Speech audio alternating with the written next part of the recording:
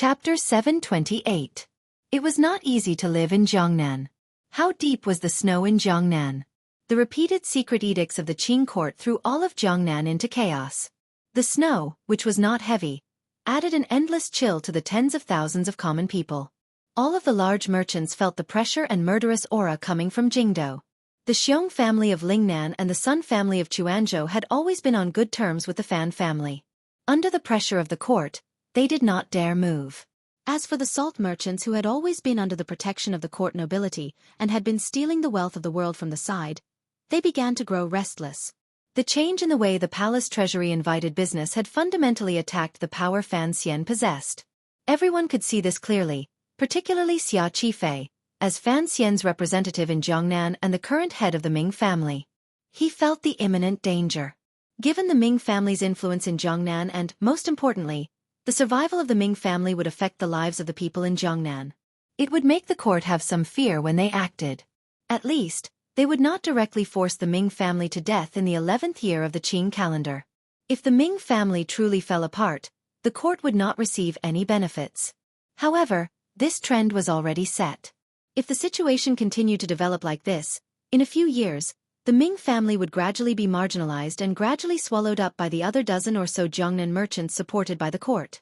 Behind Xueqi were the lives of tens of thousands of people. He had no choice but to be cautious and prudent. Furthermore, the long conversation that night with the Jiangnan governor, Xueqi, made it clear what the court wanted of him. After that night, Xueqi sank into deep thought. He had to choose between Sir Fan Jr. and the court. It was because of this vexing thought that after he received the Qinian unit's notice, he did not choose to immediately sneak into Jingdo to meet with Fan Xian. It was not that he had begun to waver. Rather, he knew that Fan Xian had asked him to enter the capital to assess his loyalty. The present situation did not give Xueqi the time to demonstrate his loyalty. The situation in Jiangnan was too dangerous, so he only wrote a personally written letter to Fan Xian to express his loyalty as always.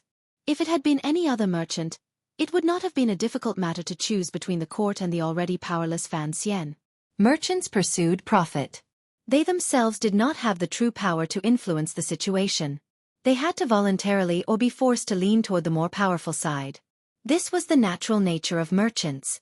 Even if Xueqi abandoned Fan Xian and left, presumably, it would not be surprising or shameful to many people. However, Xueqi was not a normal merchant. This was also the reason Fan Xian had chosen him to be his representative in Jiangnan. This illegitimate child of the Ming family had a very similar life path to Fan Xian. He had wandered the Jianghu since he was young and was the leader of the Jiangnan water bandits. Other than the natural bloodline of a merchant, he also had some of the spirit of loyalty of the Jianghu people. Xueqi knew that without Sir of Fan, he would not be able to return. Was Fan Jr. would not be able to Fan. Of the Ming of Ming he return he and Ming he Fan he and he. The Ming family had operated in Jiangnan for countless years. Even when Fan Xian had come to Jiangnan in the past, it had been difficult. Now, under Xueqi's lead, they began to launch a resistance against the pressure of the Jiangnan governor's yamen and the secret edict from Jingdo. For a moment, all of Jiangnan fell into chaos. The Jiangnan governor, Xueqi, who had worked well with Fan Xian in the past but did not show much of himself, stood up. This high-ranking border official in the Qing court coldly began to suppress the Ming family.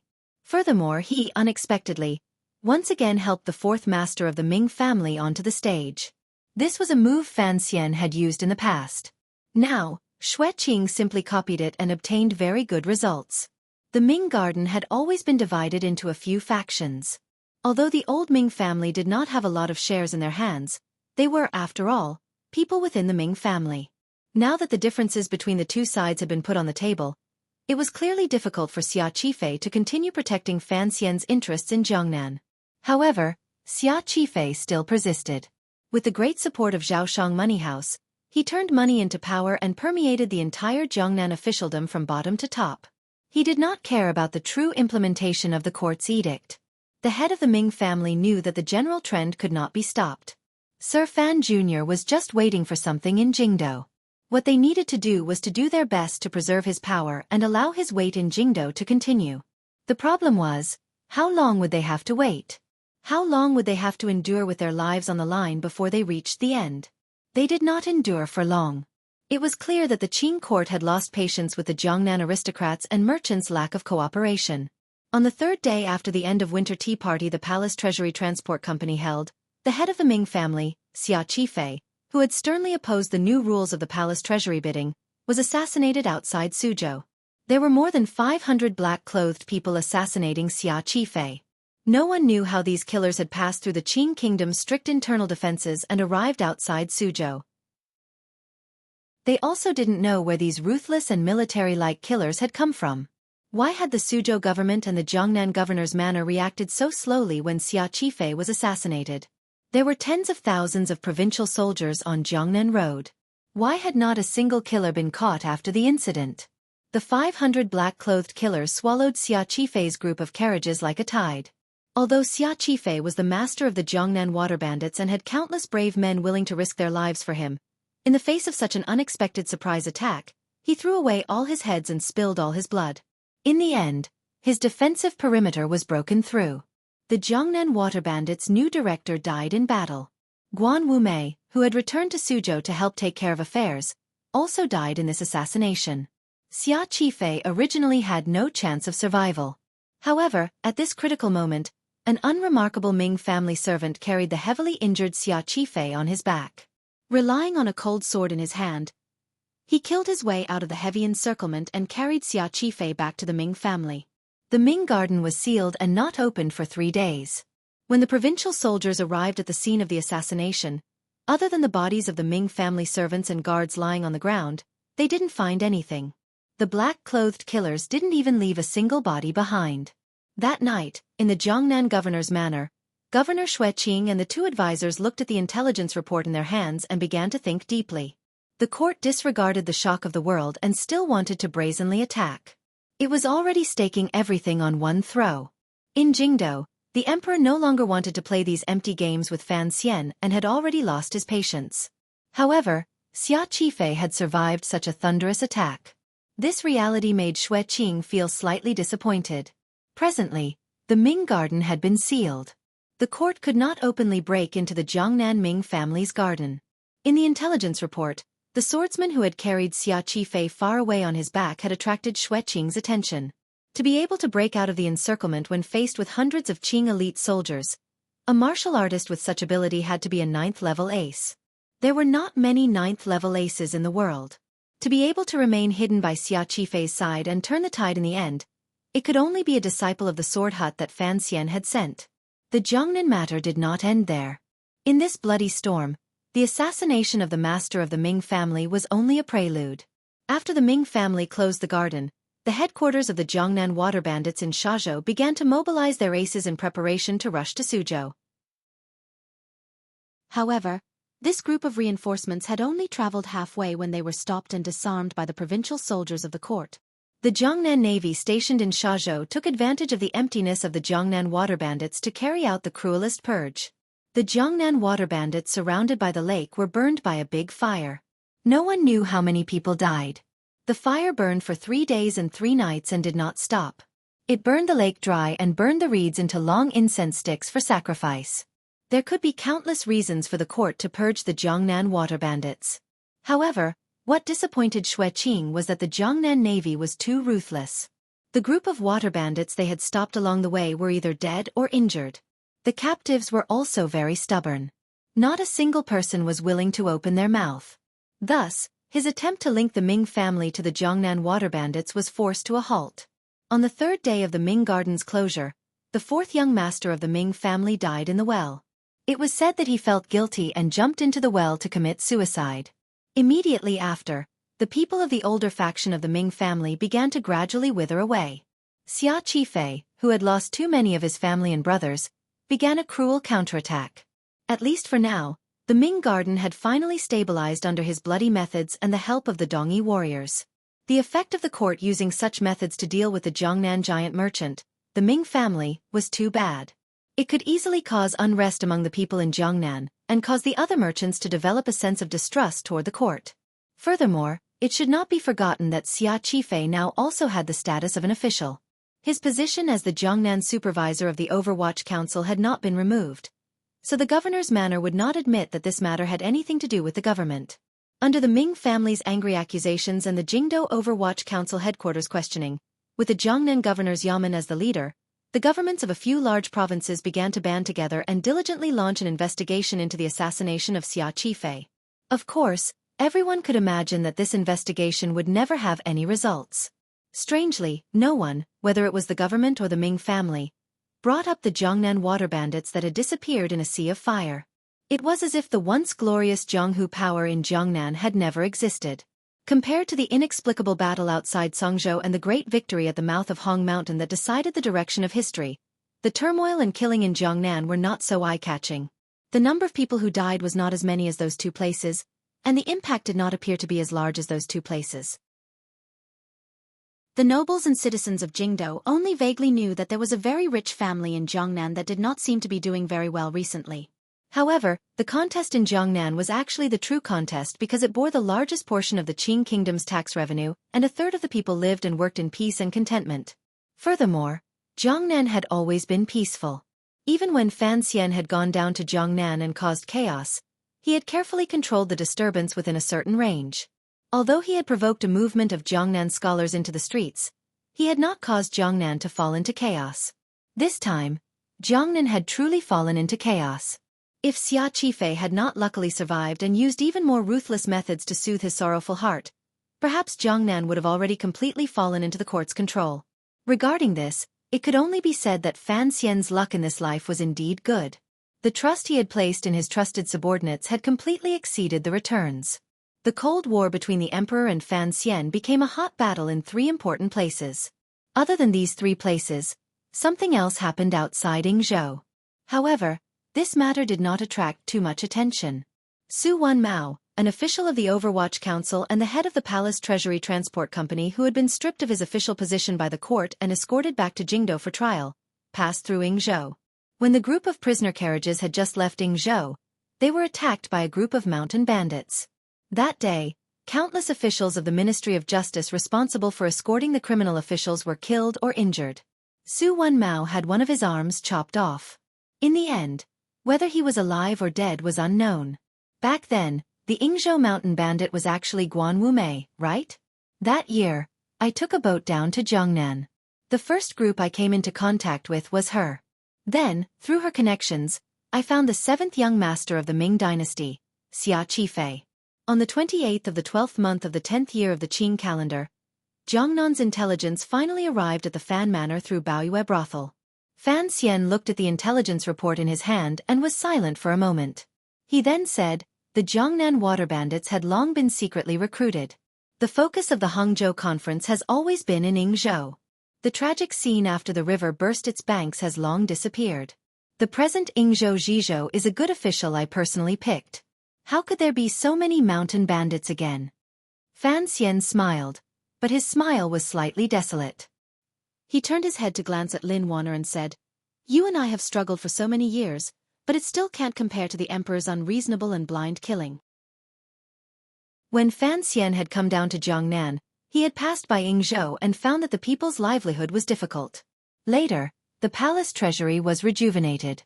The court's national treasury was filled, and the palace treasury was plentiful. At the first moment, the Hangzhou conference that Lin Wanner hosted began to throw silver into the poor provinces on both sides of the Yangtze River.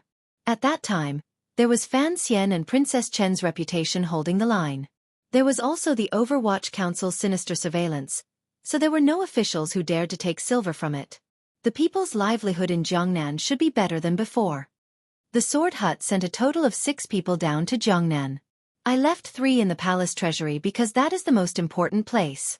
The other 3 are mainly responsible for Xueqi and Su Wenmao's safety. I don't want these people following me to all die, Fan Xian said expressionlessly. Even so, such a big problem still occurred. I hope Wenmao will be able to survive. Lin Wanner watched him quietly from the side. She knew that there was a lot of pain and pressure in his heart. Fan Xian lowered his head and thought deeply for a moment. He then slowly raised his head. A flame seemed to begin to burn in his eyes. This flame was very much like the fire that had burned in the lake for 3 days and 3 nights. It was as if countless wronged souls were struggling, wailing, crying, and howling in this fire. The situation in Jingdo was also full of bitter wind and rain. Yan Bingyun was still in Dingzhou dealing with the matters of the Qingzhou battle. Even though he had already left Dingzhou, he still had to spend some time on the road. It was during this time that the Imperial Censorate took the opportunity to begin its pressure on the Overwatch Council. Of the two directors of the Overwatch Council, one was dead and the other was crippled. Yan Bingyun was unable to obtain the Overwatch Council's heartfelt obedience. A group of dragons was without a leader.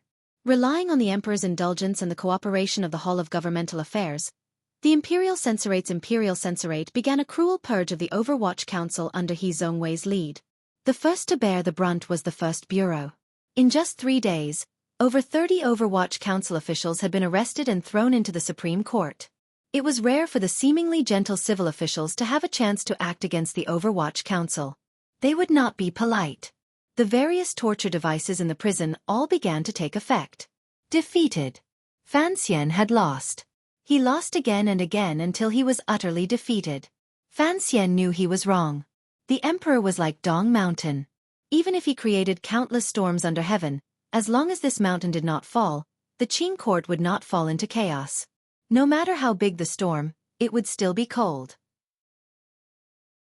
The secret news that came from the heavenly palace was like the last straw that pressed down on Fan Xian's heart, forcing him to immediately make a choice. A beauty that had been chosen to enter the palace was said to be pregnant with a dragon's seed. Hearing this news, Fan Xian couldn't help but smile coldly. It looked like the celery's demon-killing effect was indeed not very effective against a monster like a great grandmaster. Xia Qifei is having a difficult time in Jiangnan. If I still don't act, he won't even be able to protect himself, much less support me. Fan Xian narrowed his eyes slightly. The more of my power I lose, the more ruthless the Emperor's methods will be. This is a matter that complements each other. At the beginning, he will come slowly, but my counterattack power will become smaller and smaller. His worries will also become less and less, and his methods will become more and more crazy until he finally turns me into a loner. The court's actions in Jiangnan are actually very unwise, Lin Wana said in a quiet voice. Anyone with eyes knows what the Ming family's predicament is. The court's actions this time are too obvious, and the methods they use are too bloody. I'm afraid the Jiangnan merchants will be at odds with each other from now on. Not only is it unwise, it can even be called stupid. However, it is very clear that the Emperor does not care about this. He only cares about using the shortest amount of time to completely destroy me and shatter any hope I have. Fan Xian's expression was wooden. For some reason, it seems that he is also somewhat anxious. Lin Wanner looked at him. Her heart trembled slightly. Although the husband and wife did not say anything explicitly, she only needed one look to know what he was thinking in his heart. Particularly under such circumstances, his expression was enough to prove his thoughts. Just like this, 2 clear streams of tears flowed out from Wanner's eyes. She stared at Fan Xian in a daze and said in a trembling voice, "But what can you do?" Fan Xian was silent for a long time. He then gently pulled her into his arms and held her as gently as if he was holding a child. In a quiet voice he said, "Although I have lost again and again and appear to have no power to retaliate, it actually proves something that I really want to know. The Emperor is, in the end, old. He is no longer as patient as he was in the past. He is steady and cold to a frightening degree and doesn't give people any chances." Fan Xian lowered his head and said by his wife's ear. After taking off that dragon robe, the Emperor is more like a normal person. Perhaps this is my opportunity. Time changed. Fan Xian did not have time to wait for the black-shrouded relative to return from the world of ice and snow. If he truly continued to wait like this, even if the Emperor continued to resist killing him, even if he waited until Uncle Wu Zhu returned, at that time, everyone he cared about would probably all die, just like the people in the Jiangnan water bandits, Guan Wumei, Su Wen Mao, and the officials in the Overwatch Council. He had to counterattack. Furthermore, he did indeed have a secret in his hands that even the Emperor did not know about. However, he knew that once the counterattack regarding the palace treasury truly began, there would be no turning back between Fan Xian's faction and the person in the royal palace. Perhaps the entire Qing kingdom would sink into chaos because of this. If Fan Xian lost, countless people behind him would probably die. Fan Xian did not have the confidence to defeat his emperor. When he bravely stood out with his life as the price, He had to leave a path of retreat for the family and friends he cared about. After that autumn rain, he no longer cared about his own life and death, but he still cared about the life and death of others. Because of this path of retreat, the Fan Manor was quiet for a long time after the 28th of the 12th lunar month. The atmosphere was oppressive for a long time. Even the two little children seemed to have noticed their father's strange emotions and no longer dared to make a loud noise. Because of this path of retreat, the Fan Manor was quiet for a long time after the 28th of the 12th lunar month. The atmosphere was oppressive for a long time. Even the two little children seemed to have noticed their father's strange emotions and didn't make any loud noises. After a very tasteless new year, Fan Xian casually ate some dumplings and shut himself in the study. He shut himself in for 7 days. It was not until the 7th that he came out of the study. Everyone in the manor was waiting outside the study. Lin Wanner stood to the side and looked at him worriedly. Cece brought a bowl of ginseng soup to his hands. Cece's heart skipped a beat. She suddenly felt an ominous premonition, but she bit her lips tightly and did not make a sound. She believed that the young master she had watched grow up was not immortal. No matter what kind of predicament he faced, he would easily solve it, just like he had in the past 20 years. On the 7th day of the new year, classes began at the Imperial College. After washing up, Lin Wanner helped him tidy up his clothes and sent him to the main entrance of the mansion. On the way there, her hands trembled slightly. The morning sunlight broke through the cold clouds that had sealed the capital for a long time and shone down coldly. Lin Wanner stared at Fan Xian's handsome cheek in a daze. She didn't know if she would ever see it again. Suddenly, she saw a strand of white hair on Fan Xian's temple, shining in the morning light. She couldn't help but feel her heart wrench in pain. She tried her best to remain calm as she asked, "Have you figured anything out after thinking for 7 days?" Fan Xian sighed and recovered the laziness and helplessness he had when he first entered Jingdo. He smiled and said, "Thinking for 7 days, hoping to become a great grandmaster. Don't you think I'm being too delusional?" Lin Wanner covered her mouth and laughed. "What wishful thinking. There has been a reply to the message I asked Eunuch Dai to deliver to the palace before the new year. His Majesty has asked me to enter the palace in the afternoon." Fan Xian glanced at his wife with pity. "His Majesty has always loved you. Adding to the fact that he is old, I don't think he will make things difficult for you. If you are not comfortable in Jingdo, go back to Danzhou. His Majesty has to give grandmother some face." Lin Wanner continued to cover her mouth and asked with a smile, "I'm too lazy to leave. I'll wait for you at home. But you, have you really thought of something?" Fan Xian shrugged his shoulders and said like a ruffian, "What idea? His Majesty doesn't have any openings on his body." "Ah, I remember. A man surnamed Xiong once said that since he doesn't have openings on his body, then he has openings." "You're joking again." Lin Wanner covered her mouth and laughed until she was about to cough out tears. "I was joking anyway." Fan Xian lowered his head and gently kissed Wanner on the forehead. He then climbed into the carriage without turning his head. Watching the carriage head in the direction of Dongchuan Road and the Imperial College, the smile on Lin Wanner's face immediately turned into desolation. She lowered the sleeve she had covered her mouth with. There were 2 spots of blood on the white sleeve. These 7 days had been difficult for her.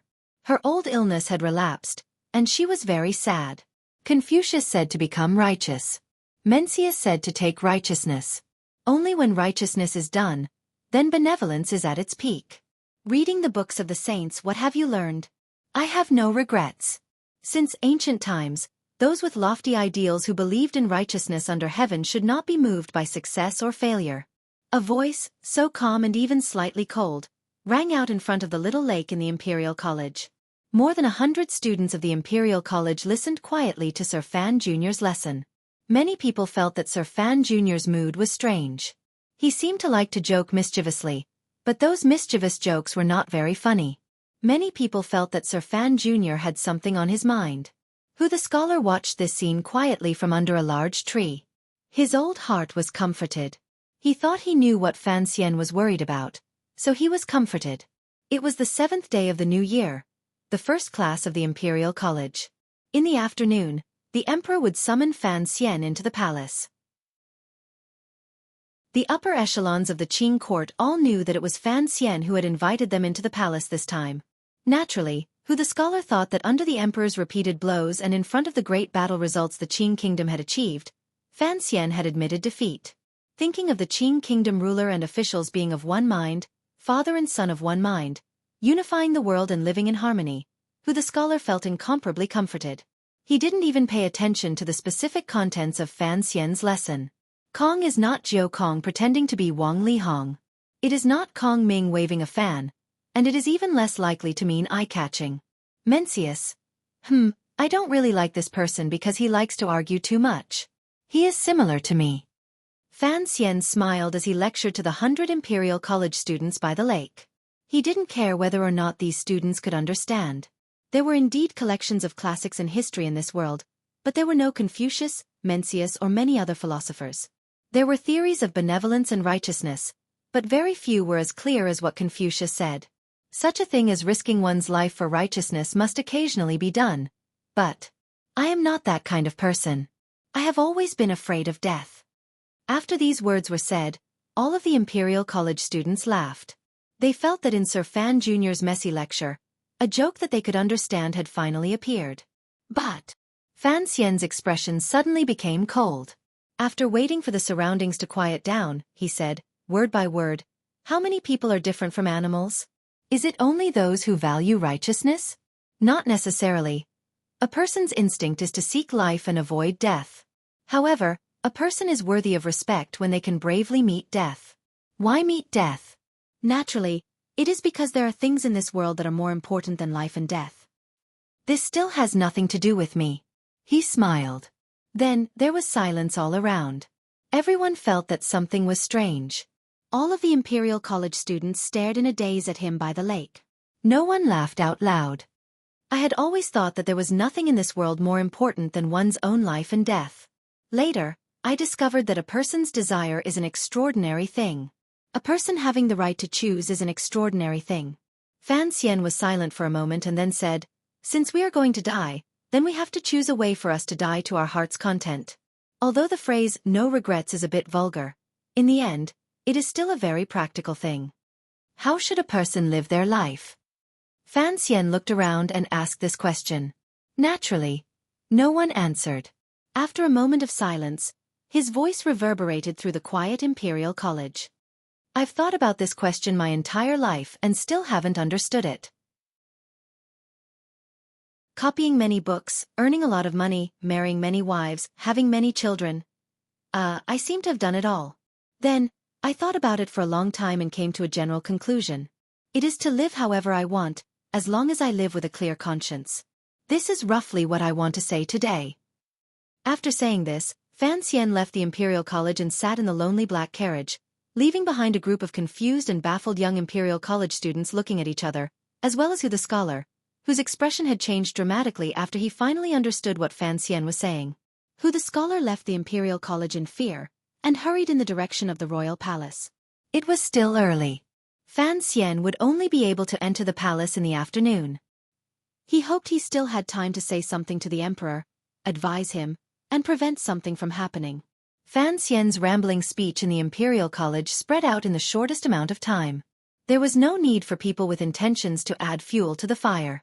In reality, all of Jingdo, those sensitive people had been waiting for this Jingdo idler's reaction. In contrast to all of these people's hurried nervousness, Fan Xian was very calm. There was still some time before he entered the palace. He arrived at Xinfeng restaurant and began to enjoy the rare, perhaps last enjoyment of the winter. A few steaming baskets of jetong buns, as well as Dabao, who had a bun face on the side of the table.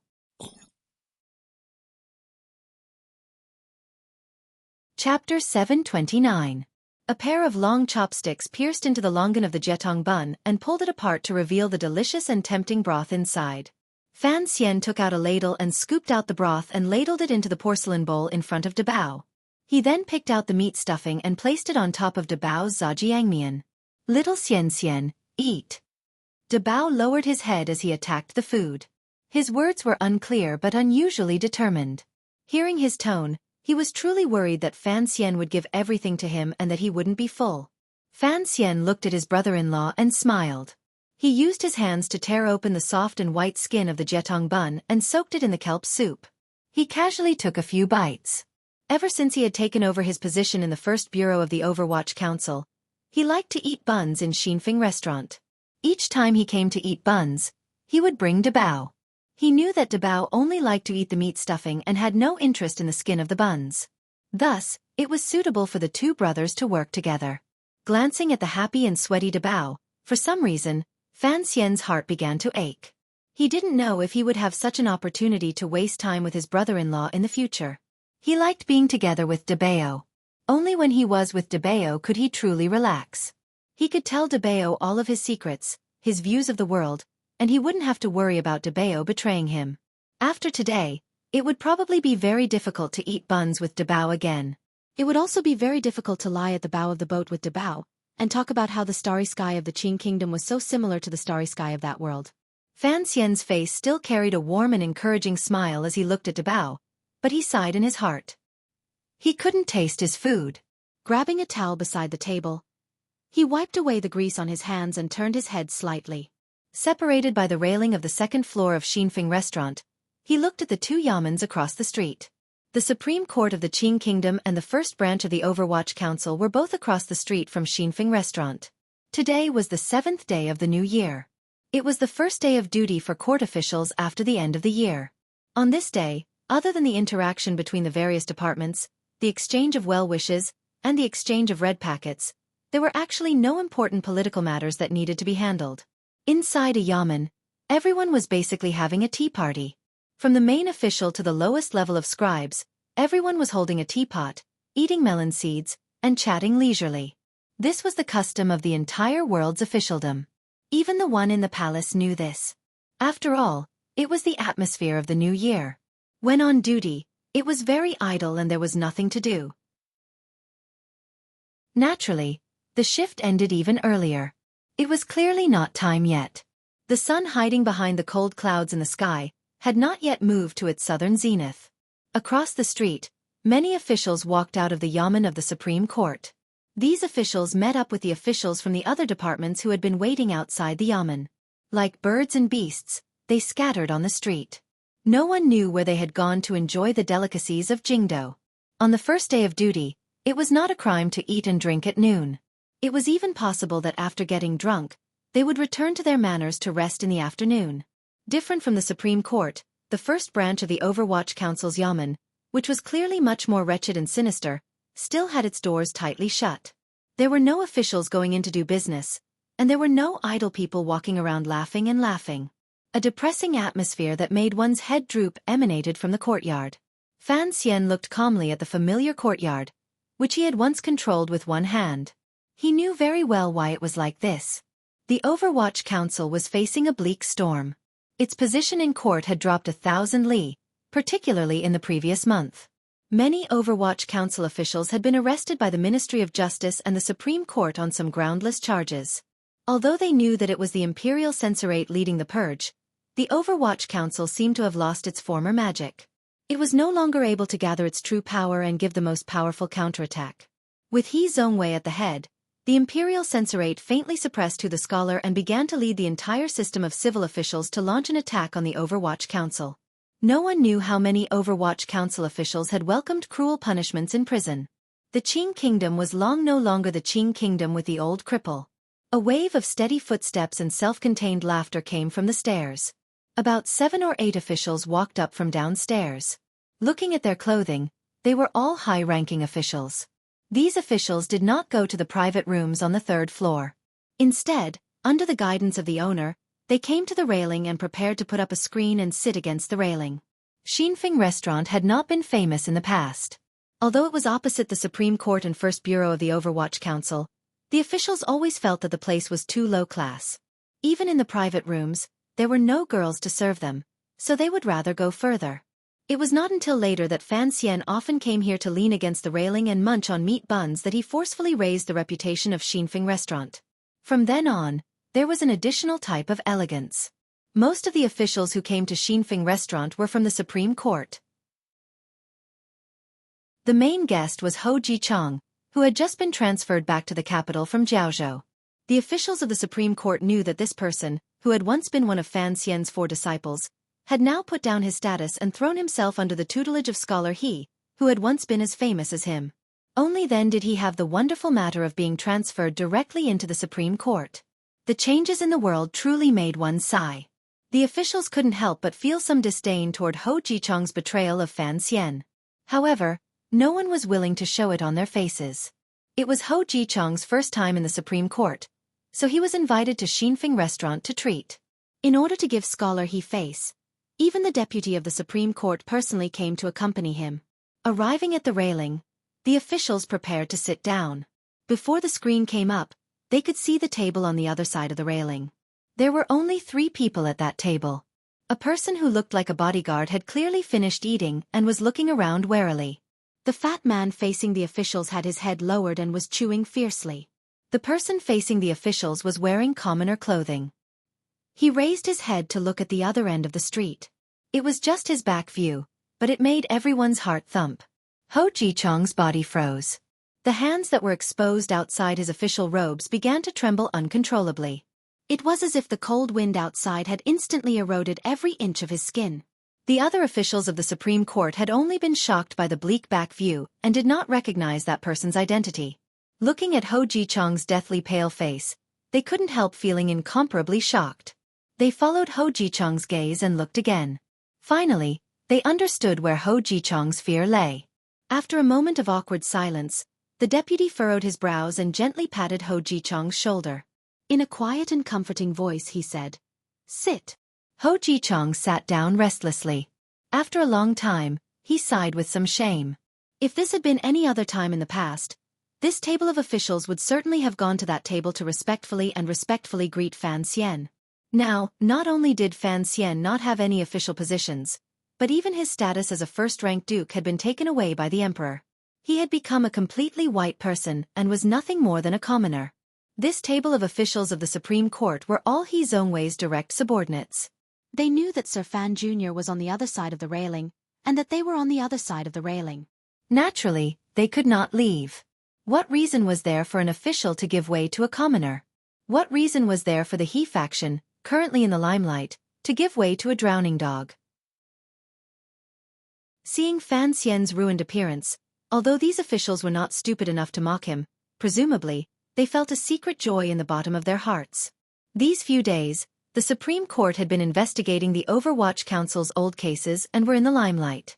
Thinking of how this was a prosperous and important place in Jingdo, and how the emperor had a death grip on Sir Fan Jr., as long as they did not actively provoke him, presumably, Fan Xian would not eat too much and come to ask for humiliation.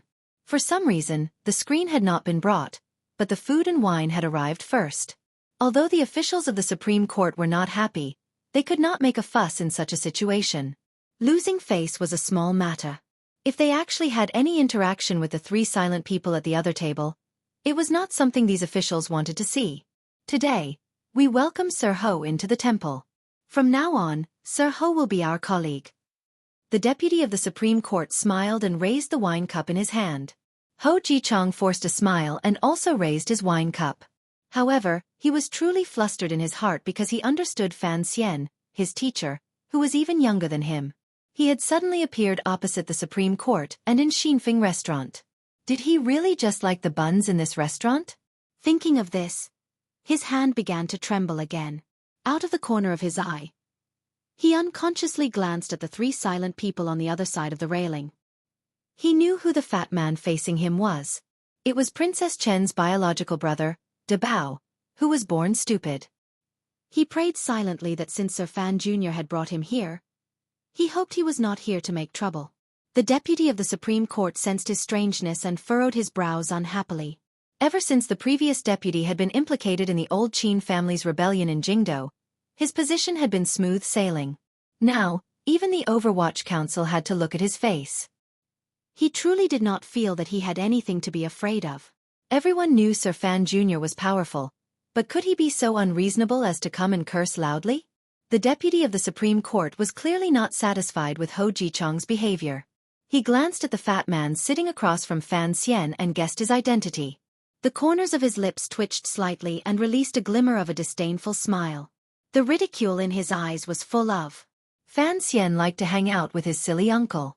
This was something everyone in Jingdo knew, but it was also something the officials looked down on. Although this deputy did not dare to say anything to that side in mockery, the expression on his face revealed everything. The second matter is to welcome Sir Gua, who has finally returned from Jiangnan and has re-entered the imperial censor of the left. After these words were said, the banquet immediately became lively. The imperial censor of the left was a rather important position. Sir Gua smiled boastfully and raised his cup of wine in a toast. However, when his gaze landed on the other side of the railing, just like Ho Ji-chong, his expression became rather unnatural. Imperial censor Gua's surname was Gua Zheng. He was the person who had wanted to punish Fan Xian in the Jingdo government. Now that so many years had passed, the people of Jingdo had probably long forgotten this matter. However, Gua Zheng believed that Fan Xian would not forget, and he would not forget. Because in the Jiangnan Palace treasury matter, Gua Zheng had also stood against Fan Xian. The wine hadn't gone through 3 rounds when the 3 silent people on the other side of the railing had already finished eating. Fan Xian held De Bao's hand and walked toward the stairs. Ting Zijing followed silently behind. If the 3 of them wanted to go down, they had to pass the table where the officials were gathered. Unexpectedly, the officials at this table all quieted down at the same time with a glimmer of nervousness, waiting for the young master to quickly leave. However, Fan Xian did not leave. Very naturally, he came to the side of this table and looked at the officials with a slight smile. Seeing that the situation was not right, the deputy of the Supreme Court smiled awkwardly and stood up. Raising his hands in a salute, he said, "So, it is Sir Fan Jr., I." Only after he said the word "I" did he realize that something was wrong. The other party was already a commoner. As a proper deputy of the Supreme Court, how could he say, "I"? The deputy stopped his mouth and steeled his heart. With a forced smile, he said, "Would you like to sit together?" Fan Xian smiled and shook his head. Ho Ji-chong had already stood up in fear. Lowering his head, he bowed toward Fan Xian. Cold sweat soaked through his back, but Fan Xian did not even glance at him. It was as if he did not exist. It was this kind of disregard that made everyone at the table feel a glimmer of coldness. Fan Xian did not look at Ho Ji-chong. He looked at the new imperial censor of the left beside him, Gua Zheng. In a quiet voice he said, 3 years ago I was very curious. I exiled you to Jiangnan, making you uneasy day and night. Later, when the Jingdo rebellion occurred, you were clearly a Xinjiang person, so why did the emperor not issue an edict to punish you? Later I understood.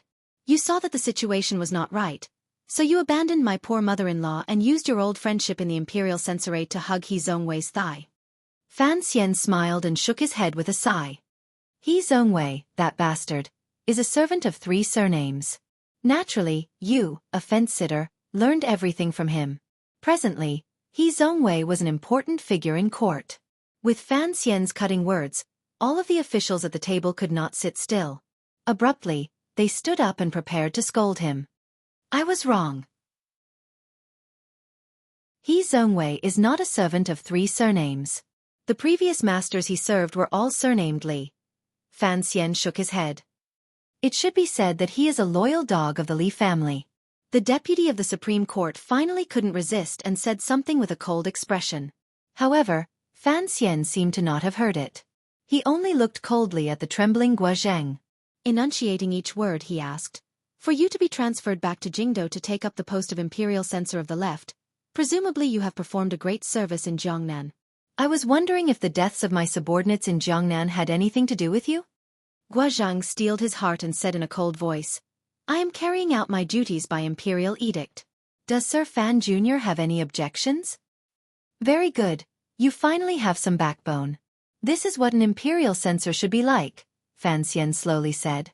"I knew you were entering the capital today, so I made a special trip here to wait for you." The atmosphere in Xinfeng restaurant immediately became like the calm before a storm. It was so quiet that it made one's heart palpitate. Especially waiting for Gua Zheng. What did this mean? Although until now, no one believed that Fan Xian would risk universal condemnation and do something to disgrace the court in such an important place in Jingdo, looking at Fan Xian's increasingly indifferent face, everyone felt a glimmer of coldness and fear. There were not many guards following these officials into Xinfeng restaurant. After all, no one would have thought that such a major incident would occur right across the street from the Supreme Court.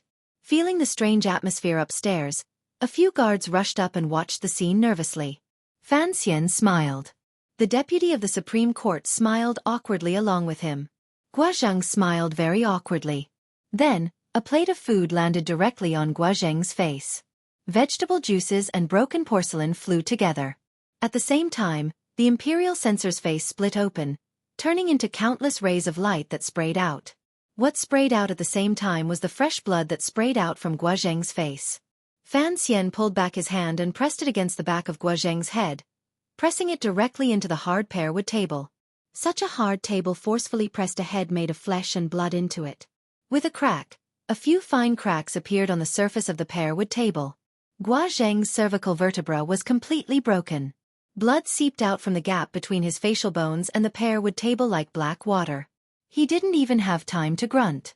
Sir Guozheng, who had just performed a great service for the court in Jiangnan and had returned to Jingdo to take over as the imperial censor of the left, was slammed into the table by Fan Xian's palm and became a dead man. There was a death-like silence. Everyone present stared stupidly at the deeply sunken head on the table, and the table full of blood mixed with vegetable juices. They were speechless because no one dared to believe the scene they saw. Everyone thought it was an illusion. Killing on the street. Killing an official of the court. Killing an imperial censor of the left in front of so many officials. This was something that had never happened in Jingdo before. It was also something no one could imagine. No one could react at all. They only watched this scene as if they were watching an absurd play. Finally, an official reacted. He let out a terrified scream. Then, his eyes rolled back and he fainted. The guards charged over and attacked Fan Xian. However, there were only a number of muffled thuds. A few fainted bodies appeared on the wooden boards of the second floor of Xinfeng restaurant. Fan Xian continued to stand quietly by the table as if he had never attacked. The deputy of the Supreme Court extended a trembling finger and pointed it at Fan Xian. It was as if he had seen a demon from the netherworld suddenly walking under the sunlight. He couldn't say anything. His throat only made pitiful whimpering sounds. Fan Xian's eyes were expressionless. He looked at him coldly and asked, "I heard that during this month the Supreme Court, under your orders, has used a great deal of torture on my subordinates. 3 of my subordinates were tortured to death by you in prison?" The deputy of the Supreme Court suddenly let out a loud cry and turned to run like a rabbit. Looking at his momentum, it looked like he was going to flip over the railing. Even if he fell heavily, he was going to run out of Xinfeng restaurant. However, since Fan Xian had already begun to act, how could he let him escape? There was only the sound of a gust of wind brushing past the pavilion of Xinfeng restaurant. There was another crisp crack and a muffled thud. The deputy of the Supreme Court's cervical vertebrae snapped. His head was also smashed wretchedly into the hard pearwood table. Blood began to flow down the table, and the heads of the 2 officials of the imperial court sank into the table, unable to escape. Their corpses were half kneeling on the ground, and the tips of their feet, which were wearing thick boots, were still twitching. It was a horrifying scene. Killing 2 people on the street filled Xinfeng restaurant with the cries of ghosts and wails of deities. However, Fan Xian's expression did not change. He turned around. A waiter from Xinfeng restaurant had unknowingly appeared behind the crowd and handed over a steaming hot towel. Fan Xian accepted the towel and carefully wiped his hands. He then threw the towel to the ground with some disgust. Holding Dabao's hand, he walked down the stairs and said to the waiter, "You can begin." From the moment Fan Xian walked to this table to the moment he used the cruelest method to kill the 2 court officials to the moment he walked down the stairs and left, he did not glance at Ho Jichong. With a pale face, Ho Jichong's lips trembled. He withdrew his gaze from the stairs and looked at the 2 corpses. Looking at the blood flowing on the table, he didn't know whether it was brain or bean curd. Endless fear took over his whole body. Finally, he couldn't help but bend over and vomit uncontrollably. Take uncle back to the manor. Below Xinfeng restaurant, Fan Xian helped Dabao onto the carriage and spoke to Tang Zijing. He then watched the black carriage head toward the south of the city. Fan Xian, alone, began to head in the direction of the royal palace. Fan Xian was not worried about the safety of the carriage going home. Along the way, there were swordsmen of the 6th Bureau responsible for protecting it. Just as he had said in Xinfeng restaurant, killing was to avenge the subordinates of the Overwatch Council. Although he was no longer the director of the Overwatch Council, as long as he wanted to, he would always be the director of the Overwatch Council. The shadow returned to Jingdo and reorganized the 6th Bureau assassins who had long been hiding in the dark. The arrival of Hai Tang, particularly 13th Wang, made it impossible for the royal palace to stop Fan Xian from reconnecting with the people loyal to him in the 8 bureaus of the Overwatch Council. The Overwatch Council was already in a state of turmoil. Today could be considered this sinister council's last moment of glory. In the morning, Fan Xian, in the name of the director of the Overwatch Council, gave one last order to the spies and assassins the Overwatch Council had set up in various places. He didn't know how many secret agents and officials would follow him. Fan Xian believed that the men under his command would not disappoint him. The cold winter wind blew through the streets of Jingdo. There was still some time before he had to enter the palace. Fan Xian walked alone along the streets toward the royal palace in the distance. Along the way, he looked at the Jingdo streets and greedily breathed in the air. It was as if he wanted to engrave all of this into his memory. Even if he died, he wouldn't forget it. Not long after Fan Xian left Xinfeng Restaurant, the 1st Bureau of the Overwatch Council, which had its doors closed the entire time, suddenly came out. 100 black-robed Overwatch Council officials surged murderously into their old neighbor and now their most despicable new enemy, the Supreme Court. It had to be said that the 7th day Fan Xian had chosen was indeed the best time. It was not yet noon, but the officials of the Supreme Court had long gone to enjoy themselves with the officials of the other departments. The Supreme Court's yamen had no power to resist in front of these wolf-like Overwatch Council officials. This coincidentally matched Fan Xian's hopes that there wouldn't be too many Qing officials who would bleed because of this turmoil. The court officials who were going to die had their reasons for dying. They were all targets that Fan Xian had carefully chosen. The 1st Bureau had entered the Supreme Court to rescue their colleagues who had been sent to prison by the court. Fan Xian walked through Chong Street and turned Shea Street. He bought a skewer of candied haws from a vendor and ate it with relish. Carelessly, he tossed a golden leaf. He couldn't be bothered to ask for change. He was very grateful to Jingdo's candied haws. Back then, it was because of the candied haws in that child's hands that he hadn't gotten lost in the Qing temple. At noon, the Minister of Revenue was entertaining guests in Yisher Tavern. He had invited the Assistant Minister of the Ministry of Justice and a few good friends. As expected, they were all core figures of the He faction. The minister gently stroked his short beard. He felt slightly proud in the warm winter room. After 3 years of hard work, he had finally cleared away the shadow the previous minister Fan Jian had left in the ministry. The independent kingdom that belonged to the Fan Manor no longer existed. He had finally become the true Minister of Revenue. In order to resist the pressure from the Fan Manor, he had taken the initiative and humbly stood by Scholar He's side. He did not feel humiliated because He Zhongwei had always been a scholar of the Hall of Governmental Affairs. Furthermore, standing by Scholar He's side was like standing in front of the emperor. This was an honor. Originally, the banquet should have been held at night to appear more formal. However, the guests who had gone to the He Manor to ask around had found out. Furthermore, after the court meeting before the new year, Scholar He had to explain that there were matters to be done in the palace on the 7th. Thus, Scholar He could not personally attend the banquet. Thus, the time had been moved to noon. Although he was slightly disappointed, the Minister of Revenue also let out a breath. Scholar He was not here, so he was the highest-ranking official at this table. Hearing the flattery by his ear, how happy was his mood! He had just reported to Scholar He's will. The Ministry of Revenue had forcefully interfered and played the Jingdo Yamen to the point where they wished they were dead, forcing the stubborn son Jingxiu to quietly resign. In the end, he still could not pay the silver to discuss his crimes and was sent to prison. The minister began to feel like he wished he were dead. What did you have to fight with me? Isn't it just because you have a good daughter? After your daughter is sold to the musical house, I'm going to secretly make your daughter feel like she's about to die. The alcohol had gotten to his head. Just as the Minister of Revenue was circling around the words, "Wish he were dead," he did not notice a cunning and sinister light flash through the eyes of the woman serving everyone in the warm room. The minister did not know that the poison in the wulyangya he drank was enough to make him wish he were dead countless times.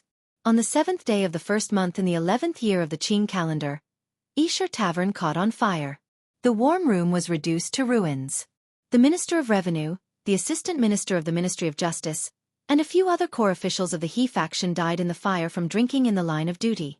By the time the fire started, Fan Xian had already finished eating the candied haws. Carrying a newly bought black cloth umbrella, He walked to the beautiful Tianhe Street. He casually tossed the bamboo stick with the sugar residue into the unusually clean pond by the side of the street. He shrugged his shoulders, not at all blaming himself for his actions of polluting the environment. Then, he glanced at the black stone tablet in front of the Overwatch Council's main door that was being taken down and the decreasing number of golden characters on it. He stared at it for a moment and then shook his head. Suddenly, a gust of wind blew past. Snowflakes began to float down. The snowflakes landed on the cold and cheerless door of the He Manor. Scholar He was upright and righteous. He hated people giving gifts the most, so he kept 2 vicious dogs at the door. Many people knew that this move had been first created by Sir Yen Ruahai in Viscount Qinghai's manor. They couldn't help secretly mocking Scholar He for copying someone else's ideas. No matter what, these 2 vicious dogs had helped him gain a good reputation. The 2 dogs were angered by the slowly falling snowflakes and began to bark at the sky with all their might. What was the use of frozen dogs barking at the snow? The snow continued to fall slowly and steadily. With 2 sorrowful cries, the 2 vicious dogs fell dead to the ground. A dozen assassins wearing commoner clothing cautiously controlled the surroundings of the quiet He Manor and then quietly snuck into the manor. Fan Xian narrowed his eyes and looked at the sky. Opening the black cloth umbrella, he covered his eyes and the sky. The snowflakes accumulated on the black cloth umbrella and melted quickly. They were unable to gather together, which made him unhappy. Walking like this, he arrived in front of the royal palace. He did not go to the main door to wait for the message. Instead, he circled around the base of the royal palace. Under the watchful gazes of the imperial soldiers, he walked to a row of unremarkable single-story houses in the Hall of Governmental Affairs. Fan Xian pushed open the door and entered. Dusting the snowflakes off his body and head, he carefully placed the black cloth umbrella dripping with snow at the door. Smiling at the dumbstruck officials inside, he said, "Long time no see." Scholar He, who was sitting on the heated Kong and reading all kinds of memorials, slowly raised his head and glanced at the uninvited guest at the door. His brows furrowed.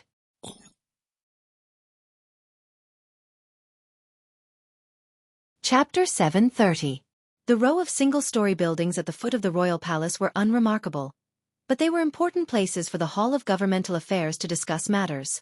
Passing through a courtyard in the back corridor, one could directly enter the palace. It was the most important place. The imperial army and guards guarded it tightly. Even when the rebel army had surrounded the palace, they had not thought of opening a gap from here because there were still layers of palace walls behind the Hall of Governmental Affairs. In the blink of an eye, it had been almost 7 years since he left Danzhou in the spring of the 4th year of the Qing calendar. Other than the 2 years he had stayed intermittently in Jiangnan, most of the truly exciting, tense, and memorable times of Fan Xian's second life had been in Jingdou. His life and identity were different from most people in the Qing kingdom. He had entered the palace too many times. It was as easy and comfortable as going home. Regardless of whether it was his identity as the commissioner of the Overwatch Council or his identity as the emperor's illegitimate child, the restrictions of the palace did not exist for him. On the 7th day of the new year, Fan Xian strolled to the row of single-story buildings below the royal palace like he was taking a stroll. Although the new year had just passed, the Hall of Governmental Affairs was still busy. Officials from various departments had come to discuss matters. No one noticed a figure holding a black cloth umbrella in the snow. Entering the inner area, the imperial soldiers and guards responsible for inspection were dumbfounded by Fan Xian's warm smile. They watched in a daze as he walked in. Fan Xian had come too naturally. All of the imperial soldiers and guards were familiar with the fact that this young man could enter and leave the royal palace without any hindrance. For a moment, they did not react. They allowed him to pass through layers of guards and come directly to the main room of the Hall of Governmental Affairs. There were 2 heated Kong beds in the main room. A few layers of things were thrown haphazardly on top. Memorials from various places, as well as edicts the emperor had drafted, were piled everywhere. Ink and paper were piled haphazardly on the table. In the center of the Qing court, the working conditions did not look good. A few scholars and scribes were busy until Fan Xian put down the black umbrella dripping with snow water. The main room of the Hall of Governmental Affairs was silent. Everyone stared in a daze at Fan Xian. They didn't know why this figure, who had been severely punished by the emperor, would suddenly appear here. As Fan Xian walked through the streets of Jingdou, the various restaurants and yamens in Jingdou had already changed. However, the timing of the attack this time was perfect. When Fan Xian walked into the main room of the Hall of Governmental Affairs, the flames of revenge were just beginning to burn all around Jingdo. The news had not yet reached the palace. Of Fan Xian's sudden arrival, the first person to react was Scholar Pan. Scholar Pan Lin, who was closest to the door of the bright light. This old scholar opened his slightly aged eyes and looked at Fan. He coughed and said, "Why are you here?" Ever since he was young, Fan Xian had learned Pan the scholar's handwriting. He had also earned his first silver from the newspaper Pan the scholar edited. Although he had not interacted with him twice in Jingdo, Fan Xian was always respectful to the old man.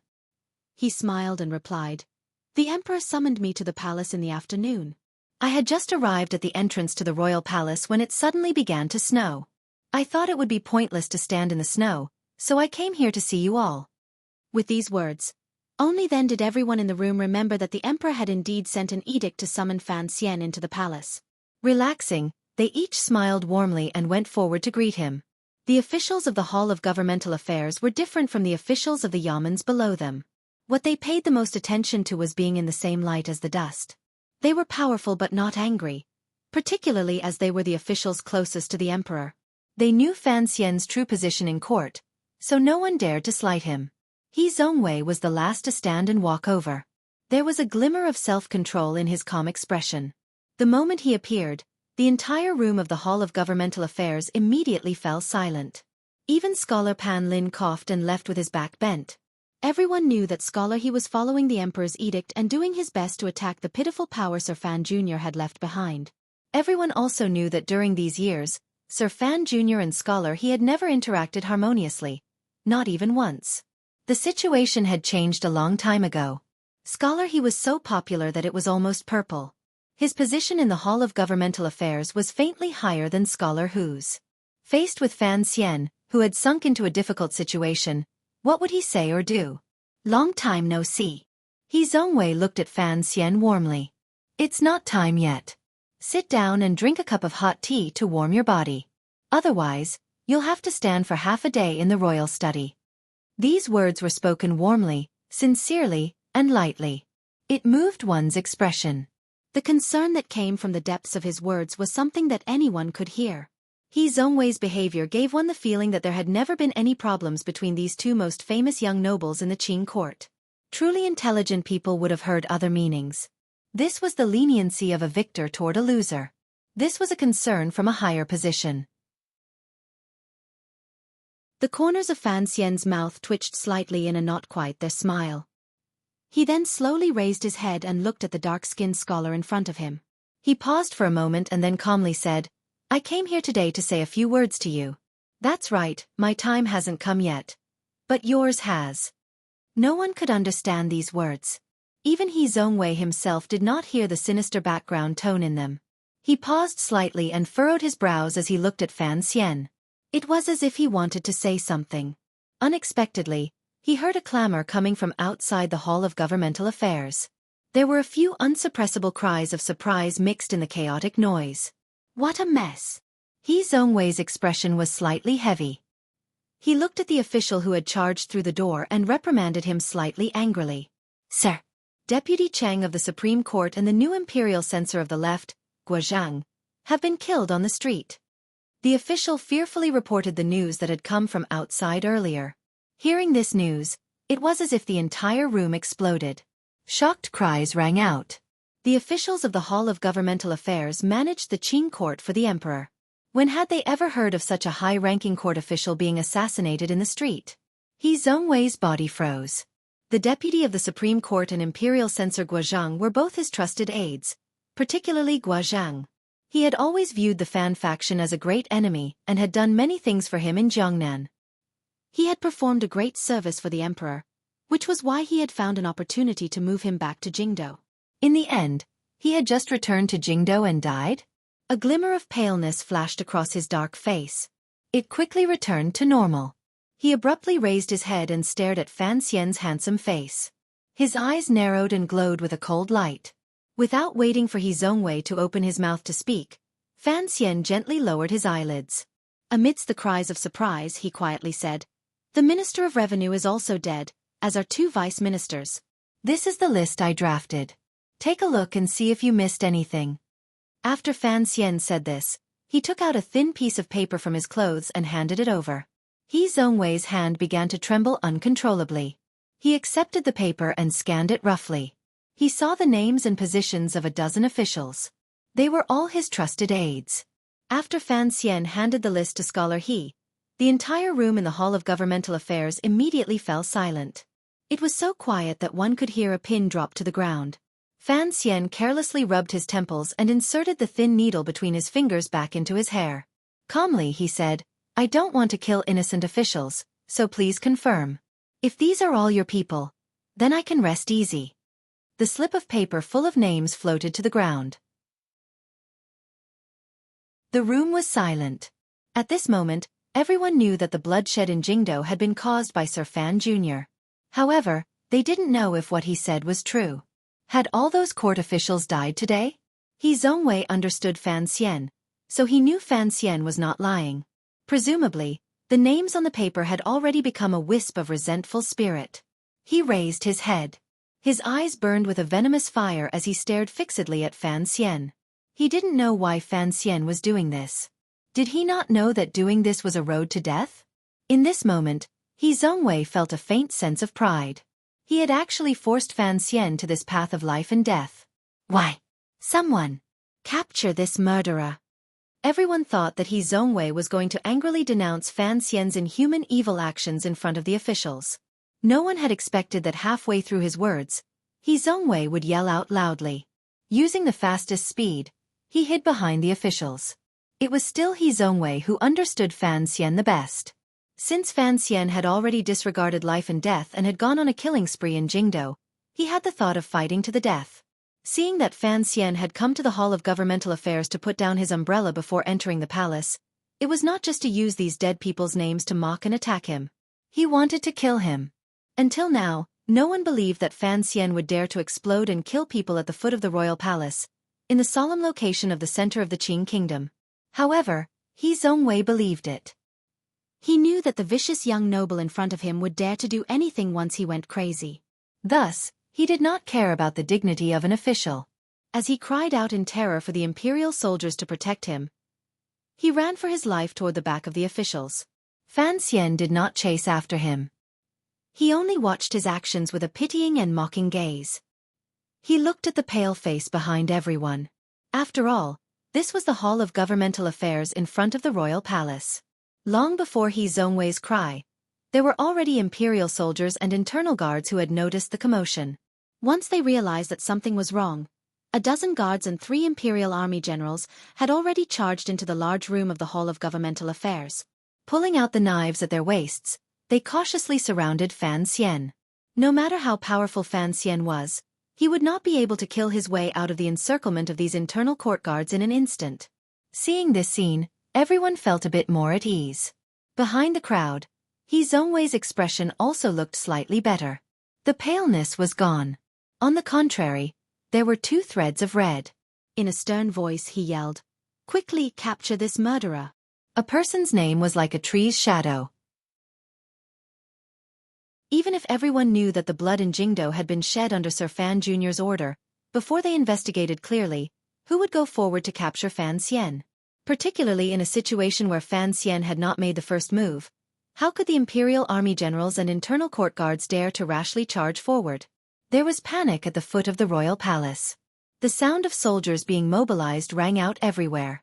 In an instant, urgent sounds came from outside the large room of the Hall of Governmental Affairs. Countless imperial soldiers surrounded the room, surrounding Fan Xian and the officials who actually controlled the Qing court inside. Even if Fan Xian had a pair of wings, he probably wouldn't be able to fly out. However, it seemed that he didn't want to escape. He just looked calmly at He Zhongwei behind the crowd and casually took a step forward. This step shattered the courage of countless officials. Cries of surprise rang out in the room. The dozen guards surrounding Fan Xian pressed forward. Fan Xian stopped his steps and looked at He Zhongwei not far away through the heads of the crowd. Calmly he said, "Perhaps it is as many people say, you are actually a capable official. In the future, it is very likely that you will become a famous official whose name will go down in history."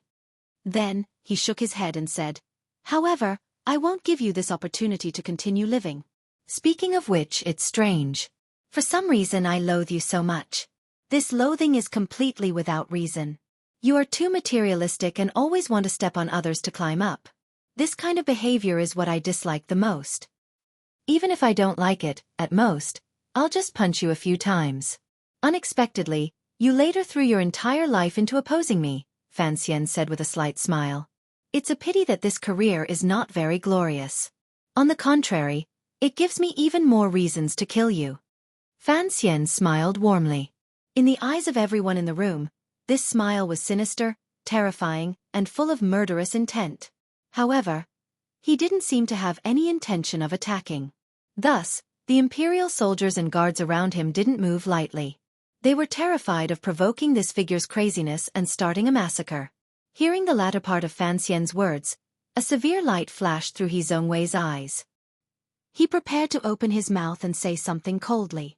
Unexpectedly, a sharp pain came from his abdomen. This pain was very real and very wretched. It immediately made his face pale. He couldn't say a word. You are a petty person who is passionate about materialism and doesn't care about the cost to climb up. You can hide it from the emperor, the officials of the court, and even the people of the world. But, how can you hide it from me? Fan Xian's gaze became cold. Your seemingly clean hands are stained with the blood of many people. Just how many people's wronged souls are on your official robes? You know, and I know. Today, I am killing you and your He faction officials to carry out justice on behalf of heaven, and to help the emperor cleanse the emperor's side. Fan Xian said words that even he didn't believe. He looked mockingly at He Zhongwei's pale face, bullying him for not being able to say a word. I don't understand why you would do anything to climb up and step on the corpses of my subordinates to climb up. Later, I finally understood. It is not because of the natural enmity between the Imperial Censorate and the Overwatch Council. It is also not because I am unwilling to marry my sister to you. Furthermore, it is not because the Emperor has any instructions for you. Fan Xian sighed with pity. All of this is because you are jealous of me. You are not as good as me in literature, martial arts, reputation, or power. No matter how hard you work or how many big black dogs you raise, you will never be able to catch up to me in this lifetime. Of course, you are not convinced. You are not convinced that I have a good father and mother. However, this is fate. What is there to be unconvinced about? A few soybean-sized beads of sweat rolled down He Zhongwei's pale forehead. He stared at Fan Xian with a pair of hateful eyes. He wanted to angrily say something, but he didn't have the strength to open his mouth. He already had no strength to stand. Dispiritedly, he sat on the side of the Kong. This is grievance.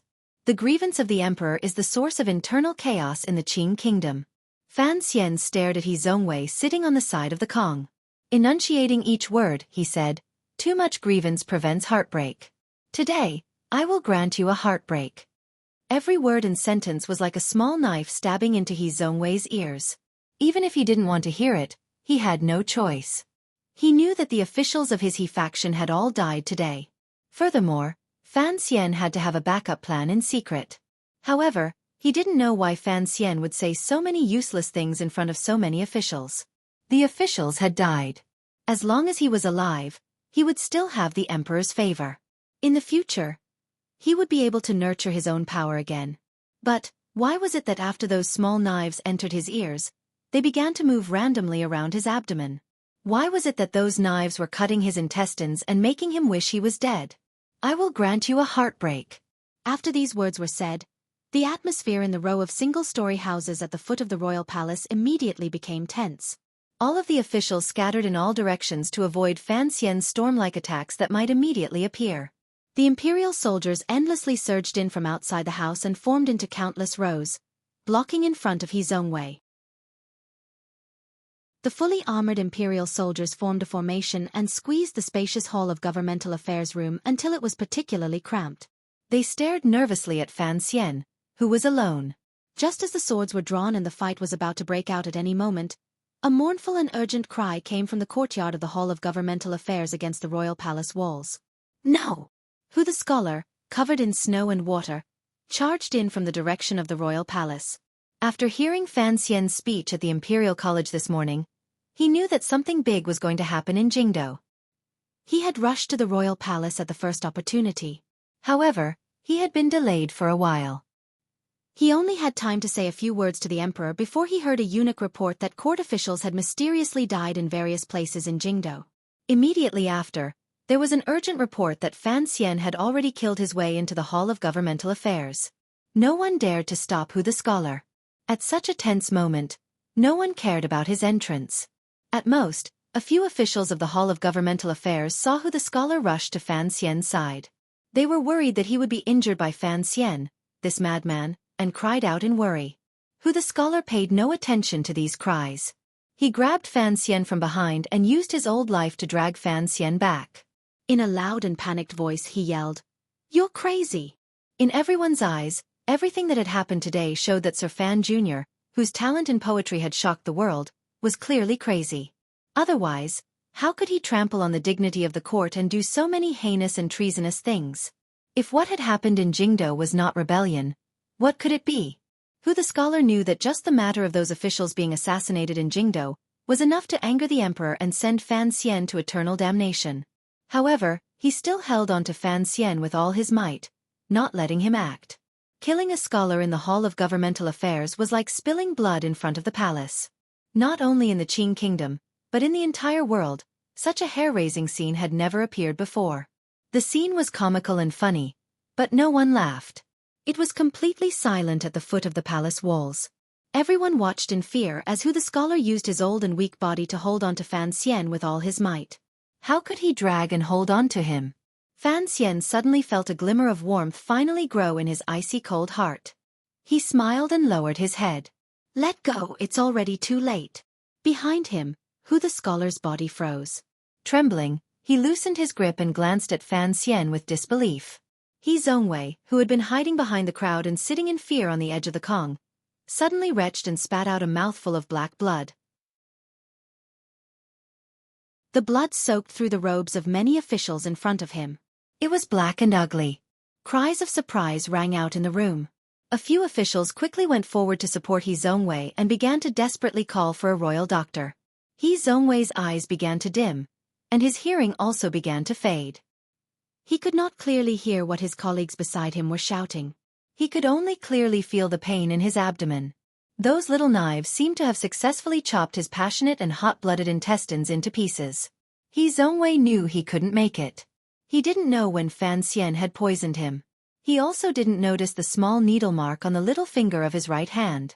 He just felt dissatisfied. He clearly had hot-bloodedness toward the world and the court. He was willing to shed his blood for a clear reputation. Why was it that in the end, what he spat out was a puddle of black blood?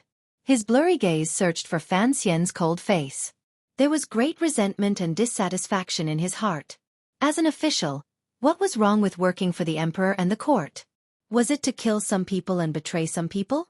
For thousands of years, hadn't people in officialdom always done this? Did Fan Xian not let innocent people die because of him? You didn't have to betray anyone because you were born to be the master, while we were born to be the servants. He Zhongwei wanted to angrily ask Fan Xian, "What right do you have to use those strange reasons to kill me? You're just a wastrel who doesn't see the big picture and only does things according to your own likes and dislikes." However, in the end, he couldn't say this question. The black blood gushing endlessly from his lips stopped him from speaking and breathing. Just before the royal doctor rushed over, the scholar and imperial censor, the most popular person in the Qing court these 3 years, He Zhongwei, died at the foot of the royal palace, in the yamen of the Hall of Governmental Affairs. He spat up blood and died with his intestines broken. During this process, Fan Xian had been watching He Zhongwei calmly and coldly, even callously. He watched him vomit blood, watched him struggle in pain, and watched him take his last breath. The expression on his face remained calm and did not change at all. He didn't know of He Zhongwei's resentment and dissatisfaction before his death. He didn't need to know. The officials who died on the 7th day of the first month in the 11th year of the Qing calendar, including He Zhongwei himself, were actually just preparatory work. He Zhongwei's death had nothing to do with his likes and dislikes. It was for the people he had to protect. For the people in Jiangnan, Xiliang, and Jingdo who had already died, this official the emperor had raised specifically to deal with Fan Xian had to die. This was just one part of the machine-like calm calculations. Fan Xian only needed to confirm this person's death. He didn't sigh too much in his heart. There was still time to sigh about things before he died. The scholar stared in a daze at Xueqi's body. He then turned his head heavily and looked at Fan Xian's icy face with an angry, disappointed, and dazed emotion. An icy voice squeezed out of his chest. "Capture this murderer." He stood by Fan Xian's side, disappointed and angry. He gave the order to capture and even kill Fan Xian. He didn't care that Fan Xian could casually stretch out his hand and have him follow Xueqi in death. Naturally, Fan Xian would not kill him. He looked at the scholar and smiled apologetically. Just as the imperial soldiers charged forward, the head eunuch of the internal court, Eunuch Yao, finally arrived at the Hall of Governmental Affairs. In a sharp voice and powerful Xueqi, he yelled, "The emperor has an edict to bring the traitor Fan Xian into the palace." The edict had finally arrived. Without question, this was an edict determined to take his life. However, the edict was for Fan Xian to enter the palace. Everything regarding the emperor and his illegitimate child could not be seen or heard by these officials in court. There was silence in the large room. Countless gazes turned toward Fan Xian's body. Fan Xian was silent for a moment. He then looked at Eunuch Yao and asked, "Should I tie him up?" Eunuch Yao was silent and didn't say a word. Fan Xian couldn't resist sighing. If he wanted to tie him up, no one could tie him up. However, the emperor's edict could easily turn his family and friends in this world into ropes they could never struggle free of. "I left my umbrella by the door. Don't let someone steal it." After Fan Xian said this, he followed Eunuch Yao deeper into the palace. Behind him, the officials still surrounded Xueqi's body in incomparable grief.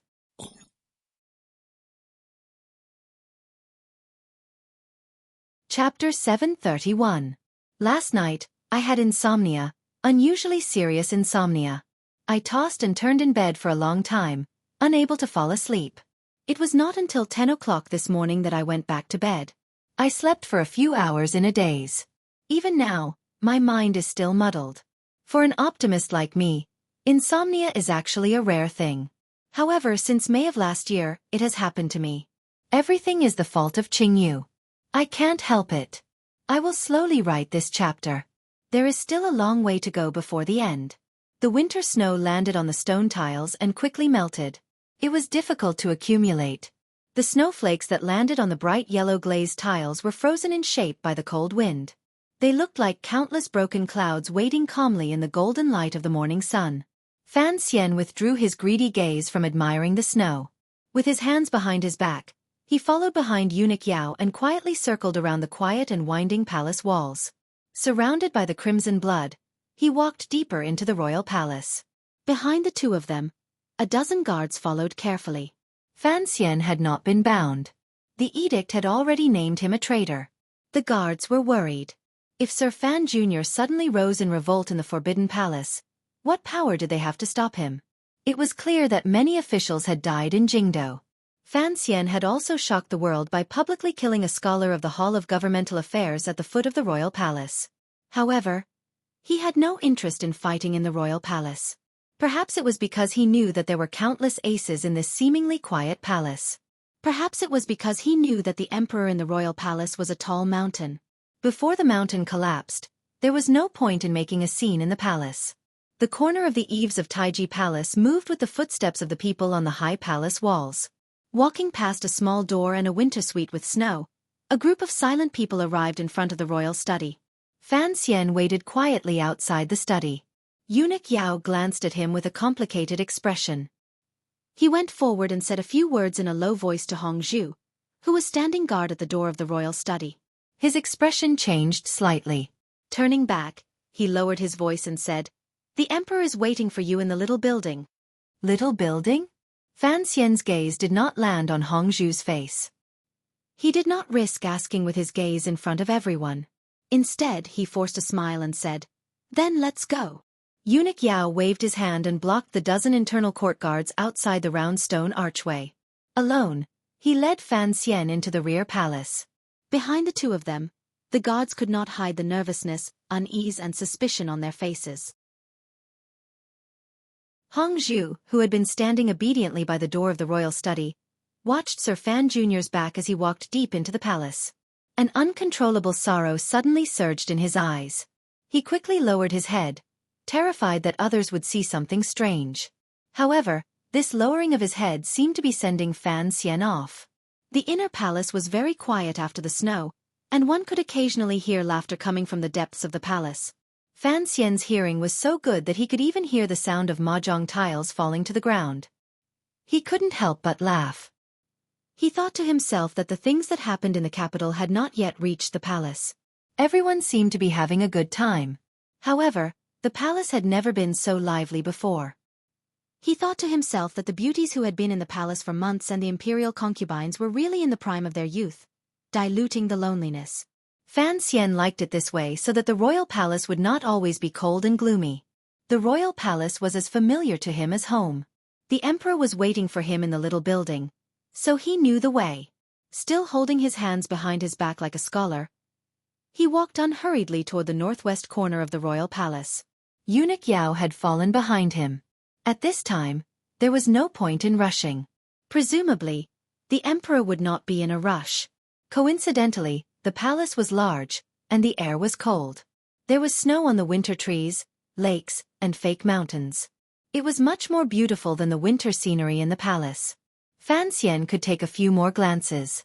However, as he walked steadily step by step, Eunuch Yao's gaze, which fell behind him, had an additional meaning. Eunuch Yao sensed that Sir Fan Jr. in front of him was adjusting his breathing. He was using the correspondence between his body and the surrounding environment to allow his realm to rise to a sensitive and abundant level. Eunuch Yao lowered his head even more.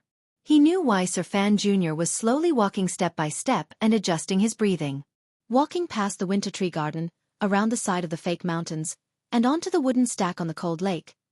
He was just about to cross the lake and pass the snow pavilion where he had once talked long with the emperor during a snowstorm. Fan Xian suddenly stopped his steps and narrowed his eyes slightly. There were people under the snow pavilion. A few eunuchs and serving girls were accompanying a noble-looking woman to admire the snow.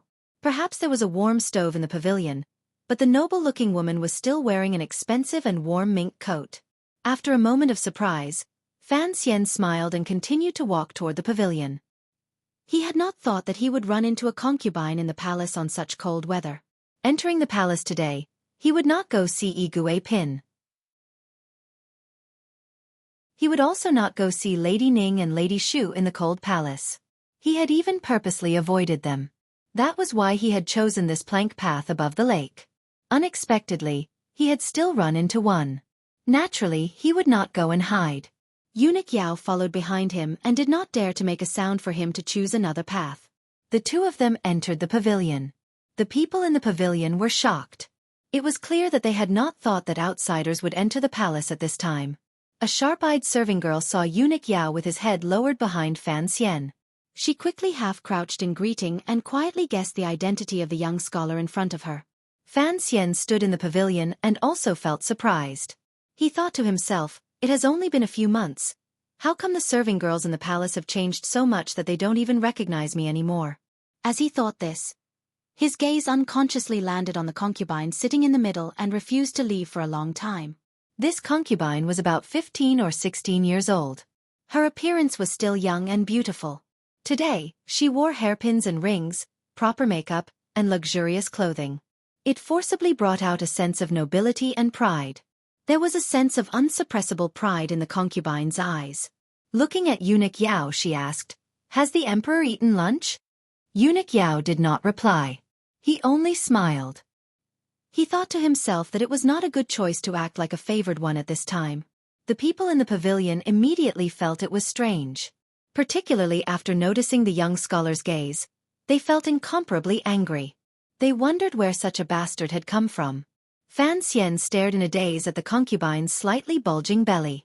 Although she was wearing a thick fur coat, he could still see it clearly. He immediately knew that the noble sitting in the pavilion in front of him admiring the snow was the favored concubine Mei. It was this woman who was pregnant with the emperor's dragon seed. There was a deathly silence in the pavilion. Fan Xian looked calmly at concubine Mei's belly for a long time. The expression in his eyes was very complicated.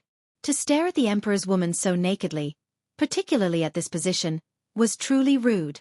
Where did this bastard come from? Where are those thieving eyes looking?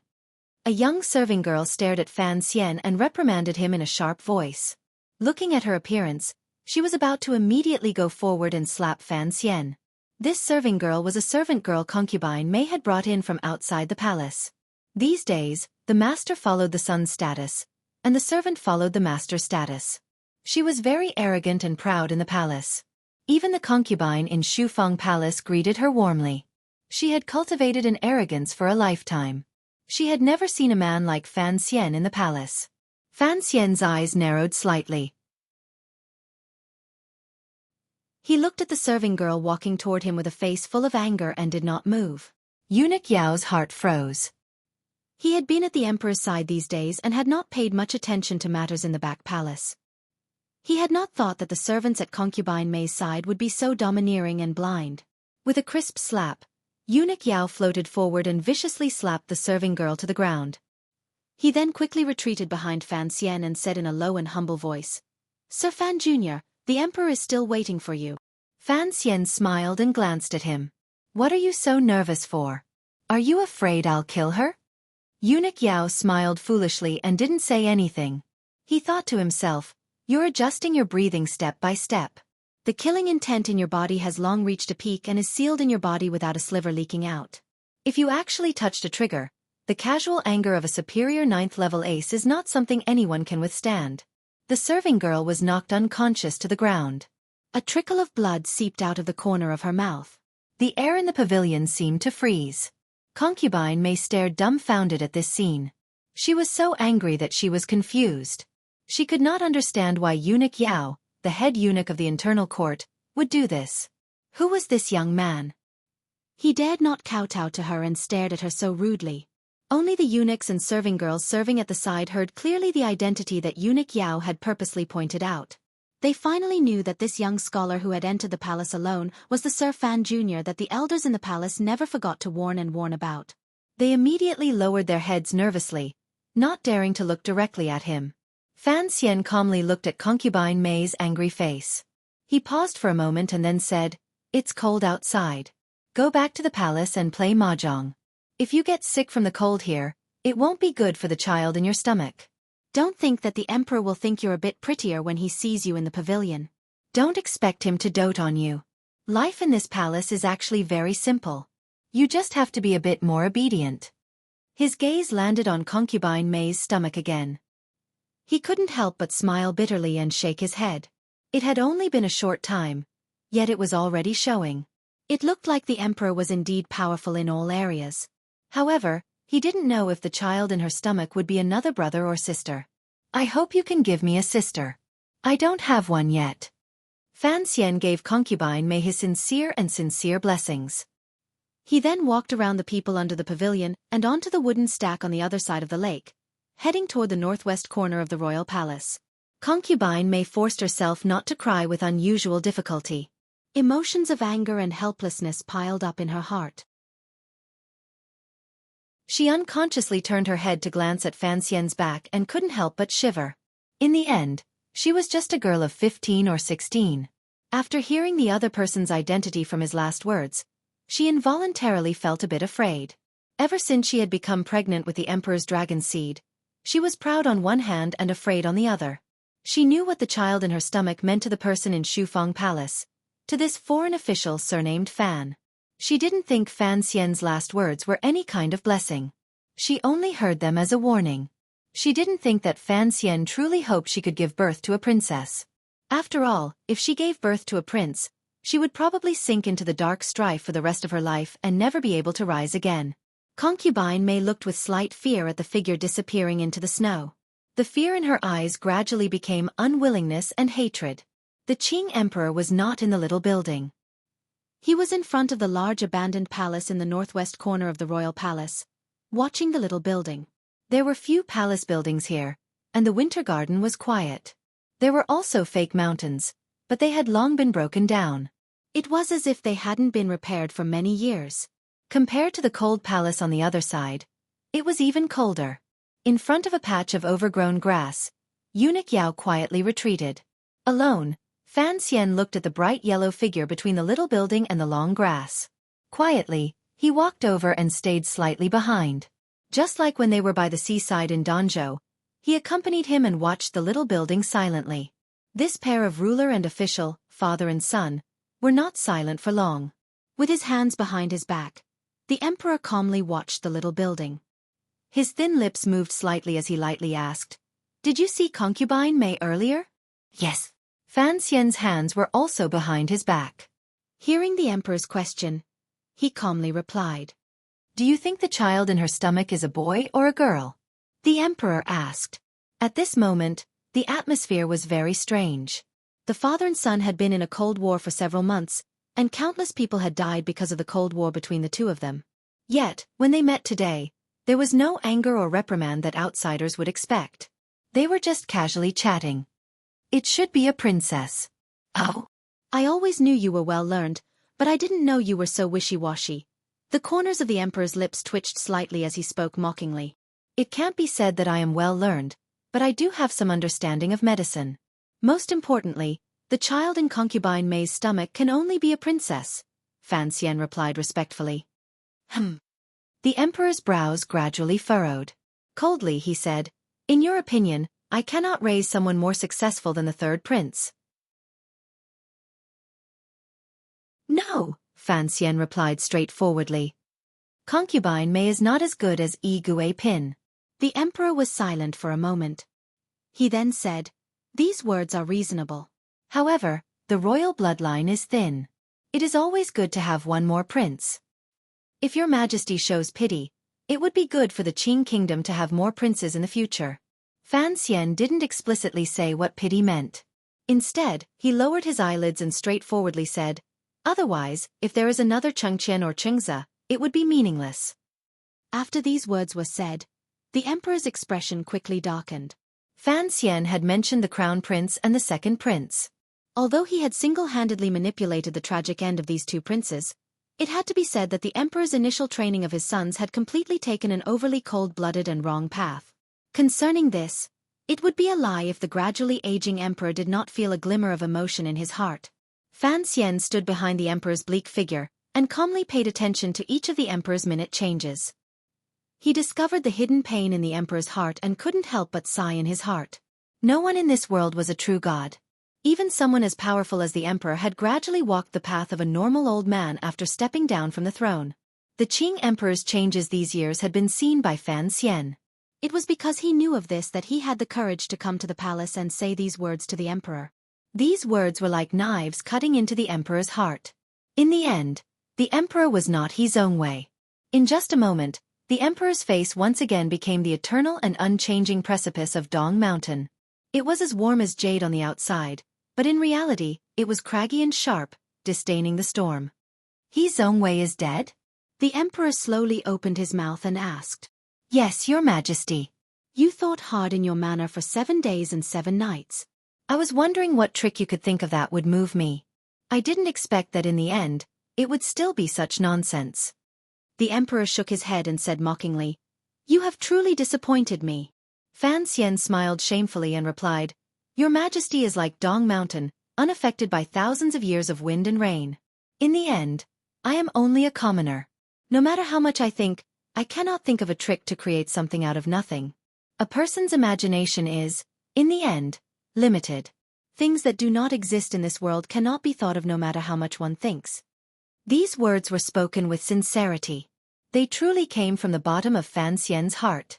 Faced with the emperor's great talent and strategy, as well as his own strength, it was easier said than done to find a way to defeat him. It was indeed a possibility that did not exist in this world. "I thought for a long time and couldn't think of a way. In the end I thought it through. Perhaps it is because I have been immersed in the Overwatch Council since I was young that I am used to considering everything thoroughly and only attacking when I am confident." Fan Xian suddenly raised his face. There was a joyous glow on his delicate face. "However, this time is different. I will never be able to find a confident method. Since I will never be able to think of a good method, then why not use the simplest method?" It was the simplest method. 6 simple words, but they contained a deep meaning. What was the simplest method in the world? Naturally, it was to be like a wild beast, using teeth to bite, claws to tear, and carrying out the most primitive and bloody hand-to-hand combat. Fan Xian said these words. This was a breakthrough that came from the bottom of his heart after a defeat. It was a raw and spicy viciousness. It was a kind of reckless energy that he had never displayed before. It was displayed to the fullest. The emperor suddenly calmed down and turned to look at his son calmly. It was as if he was trying to find something different in this familiar face. A moment later, the emperor laughed loudly. There was actually a bit of admiration in his laughter. However, the laughter stopped for a moment. The emperor's voice was particularly cold. To kill an official in front of everyone and disregard the laws of the Qing kingdom, this is the work of the uncivilized, not a hero.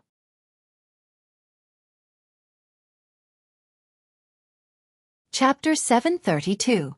Preposterous people say preposterous things and do preposterous things.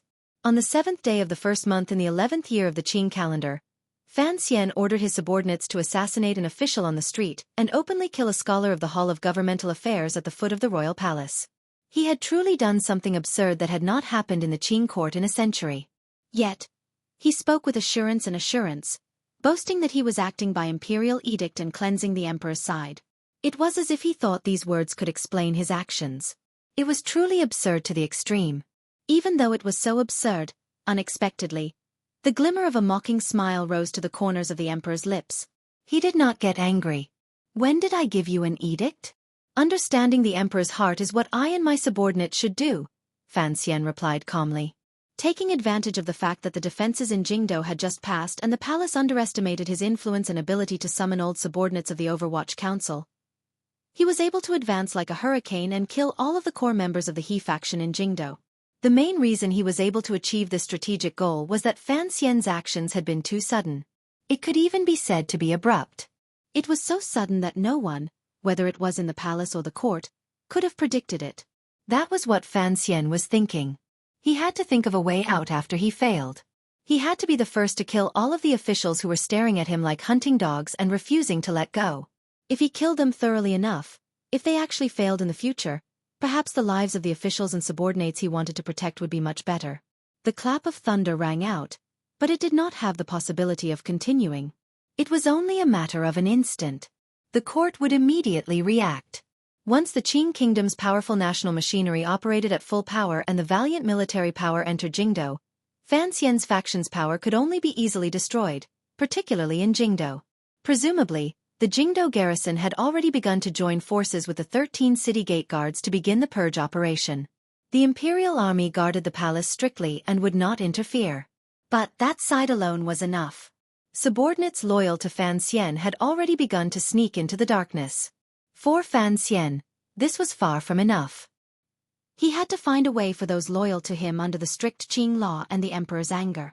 This was the reason why he was saying these absurd things to the emperor. Scholar He's manor keeps 2 vicious dogs and has a reputation for being honest.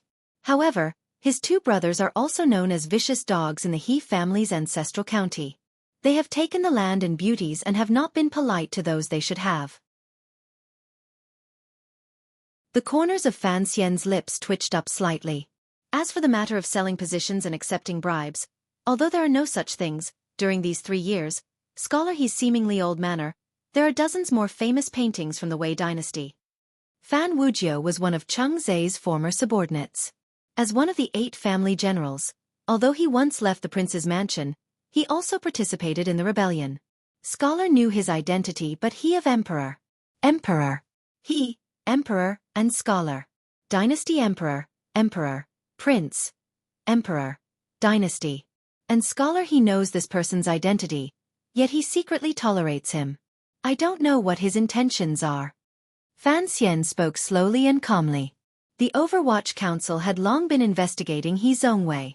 However, due to the emperor's appearance, these things that they had painstakingly investigated could not be exposed to the light of day.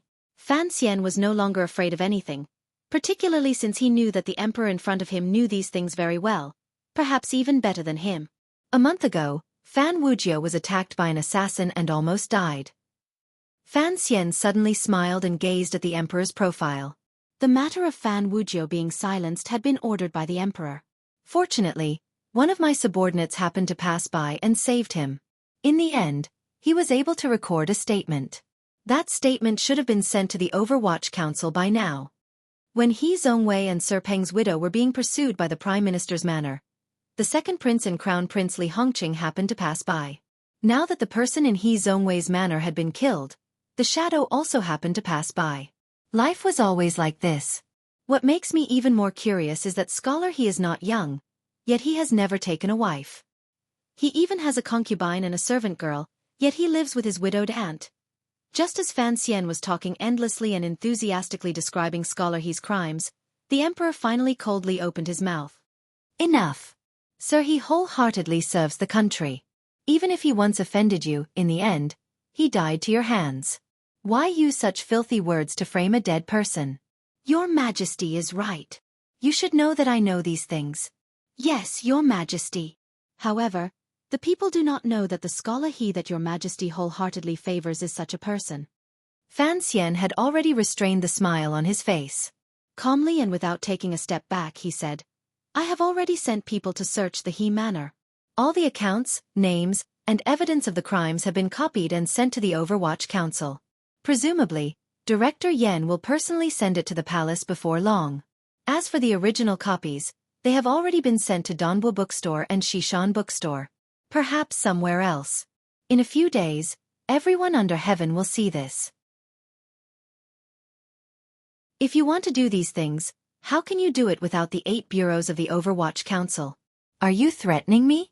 Do you want the people under heaven to laugh at me? The corners of the emperor's mouth twitched into a smile. I dare not. I only ask that Your Majesty reconsider.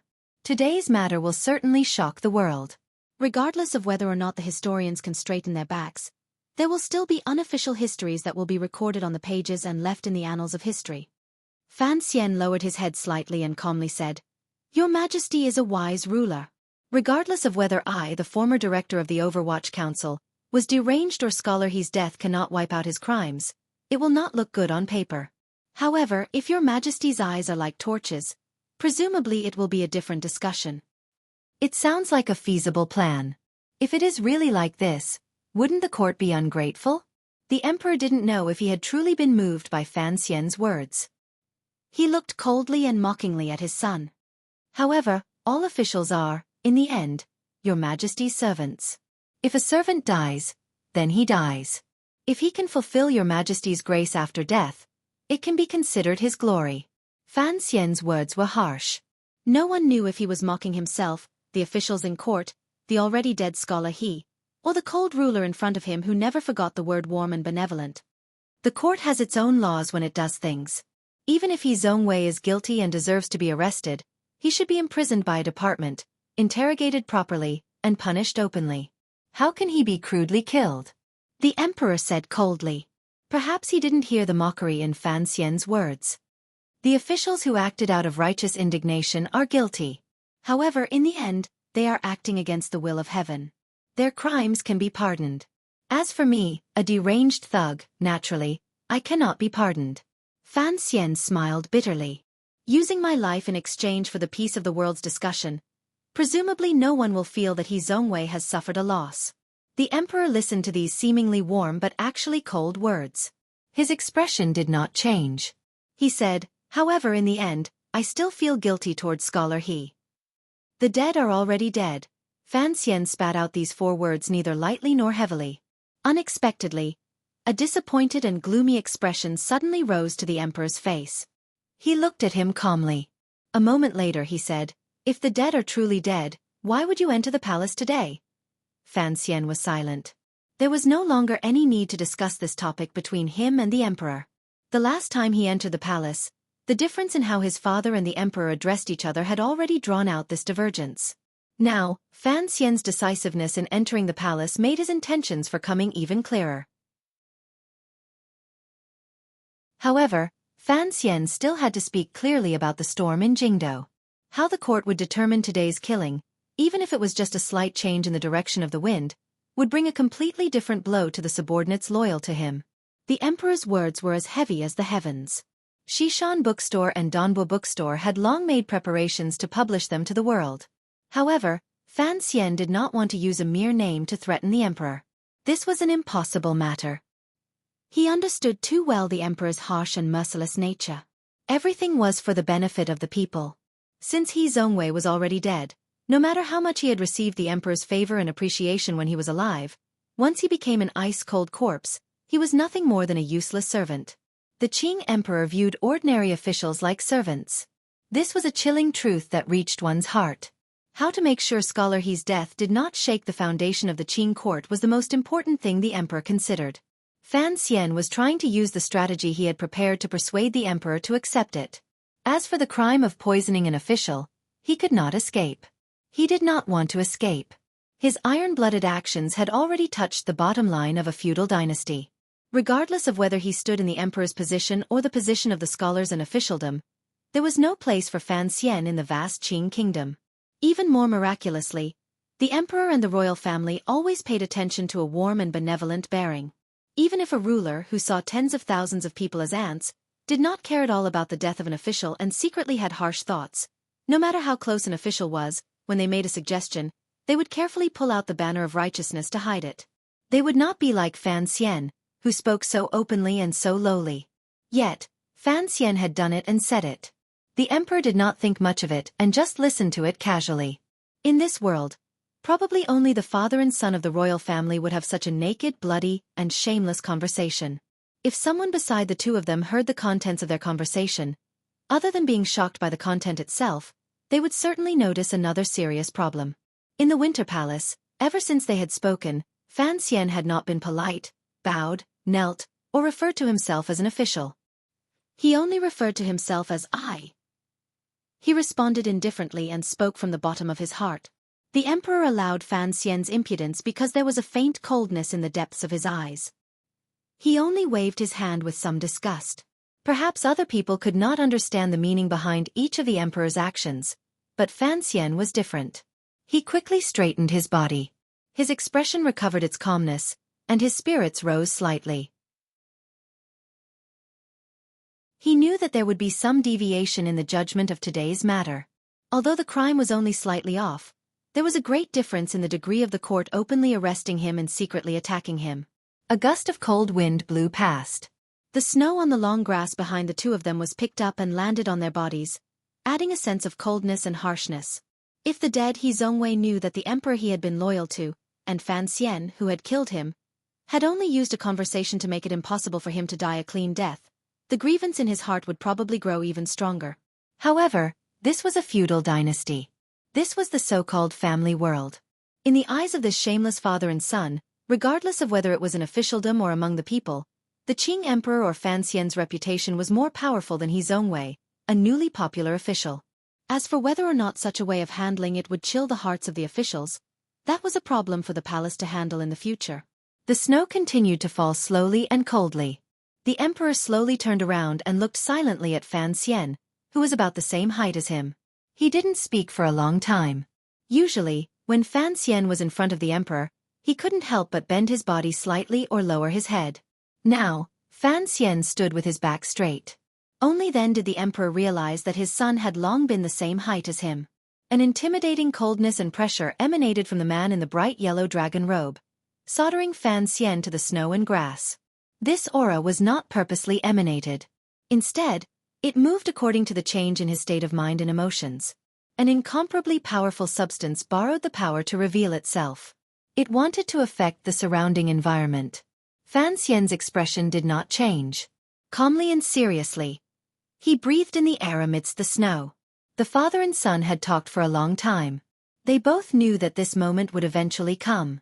Now that He Zongwei's matter had been resolved, it was time for the matter between the two of them.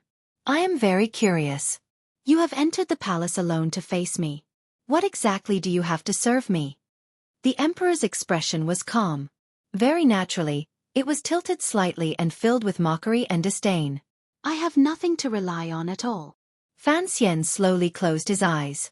After a moment of silence, he took a deep breath and bravely opened his eyes. Looking straight at the unfathomable ruler in front of him, he said in a quiet, almost numb voice, I just want to have a fair battle with your majesty. A fair battle? A fair battle? After a slight pause, the emperor found it difficult to suppress his laughter. The laughter was deep and profound, filled with absurdity. It echoed through the royal palace in the depths of winter, waking up countless little creatures hibernating in the frozen earth. The emperor's eyes narrowed slightly. A strange smile flashed through the corners of his clear eyes. In a slightly raspy voice he said, "What right do you have for me to ask for fairness?" Yes, in front of the emperor, what right did Fan Xian have to ask for fairness? His sister was still in the palace, and his family was still in the capital. Although his subordinates had been impudent today, in the emperor's eyes, they were still a group of ants that could not cause any waves. It was precisely because the emperor was confident and powerful that he did not care about the turmoil in Jingdo. As long as he wanted to, he could easily move an army. Using the power of the world in his hands, he could suppress Fan Xian firmly and make him unable to move at all. The words, "a fair battle," were arrogant, valiant, and childish. The imperial royal palace was not the wild Jianghu. If you wanted to fight, and the emperor disdained to fight you, what could you do? Fan Xian's expression did not change. Calmly and unswervingly, he returned the emperor's gaze and said each word clearly. "Qualifications lie in strength. I think I still have the strength to happily seek death." As these words left his mouth, the emperor's eyes narrowed slightly. His deep gaze naturally swept past Fan Xian's shoulder and looked toward the continuous cluster of palaces in the southeast. The palace, which should have been bustling, was incomparably quiet in the snow. There were no sudden noises or strange movements. However, the emperor's heart jumped slightly. He knew that something had gone wrong. Fan Xian had entered the palace alone to seek a quick revenge with blood spilled on the ground. He had long prepared a path of retreat and a bargaining chip to demonstrate his qualifications. If the world was a game of chess, the chessboard placed between the father and son was 7 roads of territory, 3 powers, and countless provinces. The chess pieces were billions of people, endless wealth, and the hearts of the people. Fan Xian's actions, other than valiant, were to take back this chessboard from the world and turn it into the cold soil of the royal palace where his feet stood. He wanted to remove the chess pieces from the chessboard, leaving only himself and the Qing emperor. This was his ruthlessness and decisiveness. Ruthlessness toward himself and decisiveness toward the emperor. In order to make the emperor abandon the chessboard of the world and ensure the safety of the chess pieces, Fan Xian had to have enough bargaining chips to convince him. This included He Zhongwei's death. If Fan Xian did not bring out sufficient proof, then he did not have the right to say these words. The first bargaining chip Fan Xian tossed out was a fire. It was a fire in winter. This fire was burning in a quiet but heavily guarded room somewhere in the royal palace.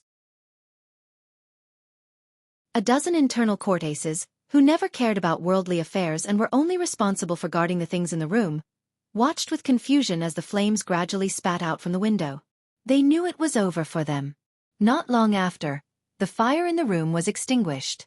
However, the files and books inside had already been completely burned, leaving not a single trace behind. The emperor's gaze gazed at the hole in the southeast corner. After a while, black smoke rose.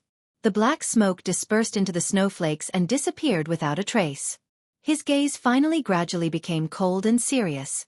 Not many people in the palace know where the palace treasury's records of the technological process are stored. The emperor's gaze did not fall on Fan Xian's face. He only coldly said, "For you to be able to find it and burn it with a fire, it truly surprises me." Fan Xian stood to the side and said, "There are only 2 copies of the palace treasury's technological process. One is in North Min, and the other is in the palace. Since I can burn the one in the palace, I can also burn the one in North Min regardless of whether Su Wenmao is dead or not.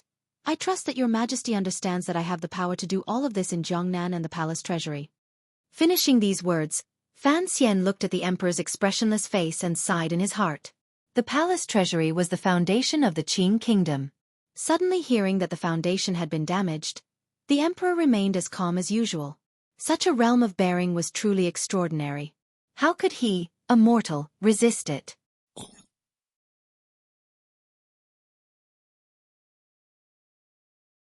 Chapter 733. Today, this chapter was written slowly. I am very satisfied. Tomorrow, I will talk about why Fan Xian is like this. Then I will hum, aha. I suddenly thought of that sentence in the introduction to The Drunkard's Home. In winter, people wore cheap and warm cotton clothing and sat on the Kong drinking cool and fiery wine. In spring, the water wheels of the Jiangnan water villages slowly ran. The seemingly unremarkable water conservancy facilities were silently displaying their effects. In summer, large leaf fans fanned the cool breeze in the homes of the wealthy. All sorts of carriages and ships left the various workshops to deliver goods into the hands of those who needed them. The basic water conservancy facilities throughout the Qing kingdom's fields, the glass and porcelain in every home, and the atmosphere in every space. They were all related to the palace treasury. The palace treasury was not just the 3 large workshops in North Min. It was spread throughout the entire Qing kingdom, such as the Xishan bookstore and other fringe industries.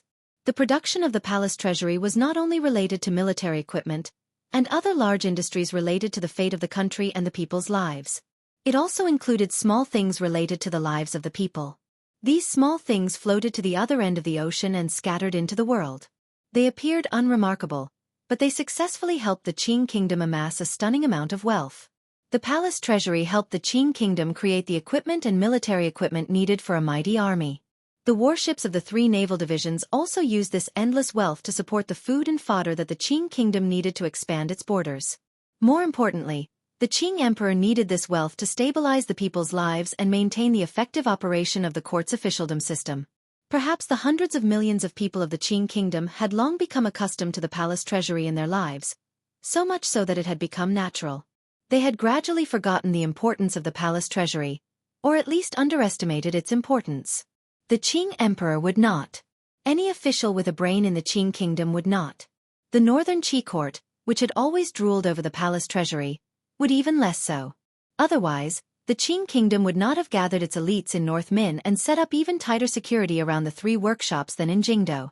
All of this was to prevent the secrets of the palace treasury's workmanship from leaking out. The fire in the royal palace clearly indicated to the Qing emperor that the Qing kingdom's greatest secret was not a secret to Fan Xian. It was even a bargaining chip that he could play with as he pleased in his hands. Once the palace treasury's processes were completely destroyed, the old craftsman died, and the 3 workshops were destroyed, the foundation of the Qing kingdom would receive a destructive blow. However, the emperor's cold face showed that he was not worried that the palace treasury would be destroyed by Fan Xian. He knew that Fan Xian also cared about the palace treasury and would not tear apart this treasure of the world. He believed that Fan Xian was acting in Jiangnan right now and destroying the palace treasury's production process. He also believed that before Fan Xian did these things, he must have already recorded a copy of the production process. As long as it was still useful, it could be used as a bargaining chip. The Qing emperor coldly withdrew his gaze from the black smoke and glanced at Fan Xian. "You are indeed insane. As a person of the Qing kingdom, how could you do such a thing?" Fan Xian was silent for a moment. He then said, "I just thought that, in the end, this is a matter between you and me. Once disaster spreads to the world, it is truly not what I want." These words were very clear. The emperor controlled the world. If Fan Xian did not hold enough bargaining chips in his hands that he cared about, how could the emperor's heart be completely restrained and only limit the battle to the royal palace? He had enough methods to deal with the people attached to Fan Xian. However, Fan Xian wanted to force the emperor not to act against those people. This seemed to be a very childish request, as if it was just playing house. "Your Majesty, I am about to rebel. If my rebellion fails, please don't make things difficult for my subordinates." There was a death-like silence in the palace. Fan Xian, who had made the suggestion, and the calm emperor did not treat this as a game. Fan Xian did indeed have a powerful weapon in his hands that could harm the foundation of the Qing kingdom. The emperor was not someone who could be threatened. Even if Fan Xian held the most important weapon in the palace treasury in his hands, he glanced at Fan Xian coldly and said, "Continue." Fan Xian bowed with great sincerity and said, "Your Majesty is brimming with talent. Presently, the Qing kingdom's national treasury is full. The people's morale is usable, and the armored soldiers are brave. Although famous generals have fallen, looking at Yuan, it can be seen that within the ranks, the Qing kingdom has many talented people. Even if the palace treasury is destroyed in my hands, it will not completely collapse in a short time. Given your Majesty's abilities, no matter how determined the northern Qi emperor and Shongshan who are to resist, the Qing kingdom will send an army north and sweep across the lands like tigers and wolves. In your Majesty's lifetime, we will certainly be able to realize our grand wish of unifying the world. No one can stop this process. Even if I hold the most important part of the palace treasury, I have to admit that this cannot threaten you. You can completely ignore all of this." Fan Xian lowered his head and calmly said each word. However, Your Majesty's vision is vast. How can it be limited to a moment or a place? He raised his head and calmly looked into the Qing Emperor's eyes. Your Majesty wants to unify the world, build a large empire, end the endless wars on this land, and fight for a peaceful future for millions of people. You want to leave behind the heroic name of an emperor through the ages in the annals of history. Thus, what you seek is for the Qing kingdom to unify the world for thousands of generations. If you are alive and swallow up northern Qi and Dongyi, use the power of iron and blood to suppress the resistance, and use your genius and wisdom to win over the hearts of the people, you will be able to confirm the unification of the world. However, what if you die? The corners of Fan Xian's lips twitched slightly. There will not be another emperor in the world. Where would the Qing court, which had just swallowed up the world, find another talented ruler? Northern Qi's territory was vast, and it produced talents in large numbers. It inherited the spirit of the Wei kingdom, and had always considered itself to be the rightful ruler. If no one could suppress it and the millions of foreign people rose up in rebellion, who could stop them? Just based on the Qing kingdom's mighty armies killing people everywhere? The initially united world would probably sink into the flames of war again. At that time, it would be difficult to say whether or not the Qing kingdom would be able to guarantee the unification of its territory. I'm afraid that the people would rise up in rebellion. The Qing kingdom and Jingdo would also be in danger. Your Majesty is well read in the history books. You know that using iron and blood to control people will not last long. There was once a plan for the first emperor to kill everyone under heaven, but in the end, he died in his second life. During these 3 years, thinking of Your Majesty's grand plans, you have to rely on the endless flow of the palace treasury to ensure that the central Qing court has an absolute advantage in national power over the newly annexed lands and intimidate the remnant people of the new lands. Using the advantage in national power to exchange for time, using the name of communication to exchange for the power of integration, through many generations, the previous court will be forgotten, and the hearts of the new people will return. Only then will there be true unification. However, if the palace treasury is destroyed, who will ensure that the Qing kingdom will always have an advantage in national power and military power? If you are alive, none of this will fundamentally change. If you are dead and there is no palace treasury, who will maintain the structure of this land? People will always die. Fan Xian calmly looked into the emperor's eyes. Fan Xian looked calmly into the emperor's eyes and said, "Even someone like you cannot escape birth, old age, sickness, and death. Looking at the court's planning these 3 years, you have also been thinking about the future. You are a very confident person and have the right to be confident. You do not think that the Northern Qi Emperor and Shang Shanhu will be able to stand against your determination to sweep through the world," Fan Xian said calmly. "Today, even if there is no palace treasury, you will still be able to complete the grand plans you have worked so hard for decades. What you want is not for a world of incomparable glory to blossom, and then for the Qing kingdom to fall in the storm of resistance. The history books are always written by the victors. After unifying the world, if the Qing kingdom cannot last for tens of thousands of generations, if you are as great as yourself in the annals of history, you will only be able to leave behind a name of ruthlessness and short-sightedness." Fan Xian smiled slightly. "You want the Qing kingdom to last for tens of thousands of generations, so you need the palace treasury in my hands. What can you promise me?" The emperor suddenly laughed. There was a sense of gratification in his laughter. It was clear that this unfathomable emperor was very happy with his favorite son. Every word and sentence was close to his true feelings that others rarely got close to. It was close to his grand intentions. "If I die, the recording of the process will be returned to the court, and the destructive work in North Min will immediately stop. As you know, I always have some rather loyal subordinates," Fan Xian replied sincerely. He did not say defeat because he had entered the palace alone and turned the royal palace into a battlefield. Whoever lost would die. Where was there a second path? As he spoke, Fan Xian turned around and stood side by side with the emperor. As he spoke, Fan Xian turned around and stood side by side with the emperor. He looked at the snowy ground covered in shards of silver among the wild grass in front of him. His gaze fell to his left and said, "Under Your Majesty's attack, the chief on the grasslands no longer has the power to rise again. However, at the foot of the westernmost mountain, there are still 7,000 man riders who have migrated from the snowy plains. This group of fresh troops is very valiant. If Your Majesty agrees to my request, I can guarantee that this group of man riders will never come near Shiliang." The emperor's gaze followed his gaze and fell to the remaining snow on his left. He furrowed his brows slightly and said, "In the Qingzhou victory, Su Bida's court went all out, but they only brought 2,000 or 3,000 man-riders.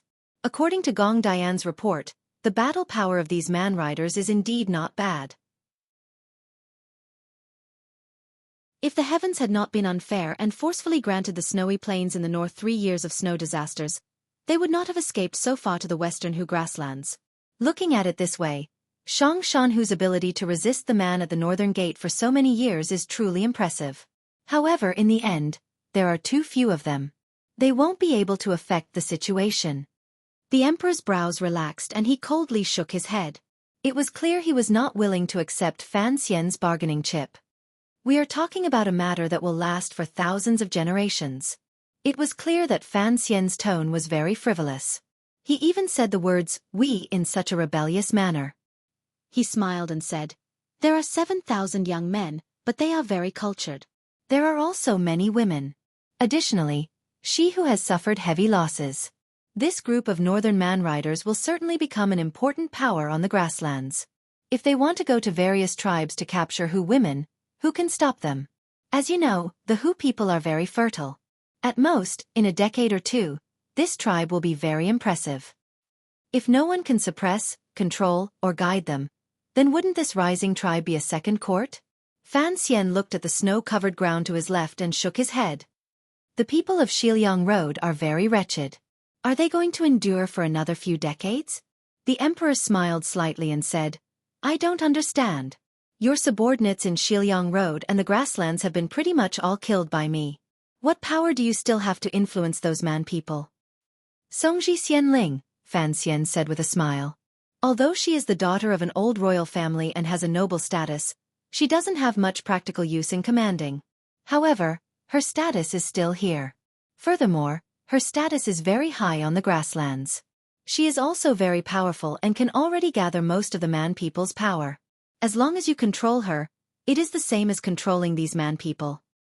"Are you saying that if you can control her, then I can't control her and the court can't control her?" the emperor asked mockingly. Fan Xian sighed and said, "Songji Xianling is Haitang Duo Duo. She is my woman. Of course, only I can control her." The emperor was slightly startled. After a moment of silence, he finally couldn't resist smiling. He shook his head and didn't say anything more. His gaze landed directly on the southeast corner of the snow-covered ground in front of the two of them. The emperor pointed in that direction and said, "You brought back the palace treasury process with both hands. Is there anything else? Jiangnan will not fall into chaos because I have already thrown it into chaos first. The loyalty of your subordinates to you has truly surprised me. However, Xia Qifei won't be able to jump around for 2 days. Even if Su Wanmao hid people in the palace treasury, he won't be able to do it himself. I have also moved Cheng Jialin back. Ren Boan's brother has also been moved back from the army of the 3 large workshops," the emperor said calmly with his hands behind his back and quietly watched the snow-covered ground without any lines with Fan Xian. Fan Xian's gaze also landed on the southeast corner of the snow-covered ground. He smiled and said, "Jiangnan can still fall into chaos. The palace treasury has already agreed to your majesty's request, so I won't go and cause more trouble. Jiangnan thrives on commerce. Including the palace treasury, they collectively support about 40% of the court's taxes. If Jiangnan falls into chaos, how can the court support it?" From the beginning of today's conversation, Fan Xian's calm tone carried a sense of carefreeness, nakedness, and fearlessness. This kind of frivolity and fearlessness could truly be said to be like a cold blade. He did not give an inch as he negotiated with the emperor. It had to do with his confidence and his state of mind. Just as he said earlier, he could not find any way to perfectly control it, so he could only choose the simplest method. Because this method was direct, it appeared to have great destructive power.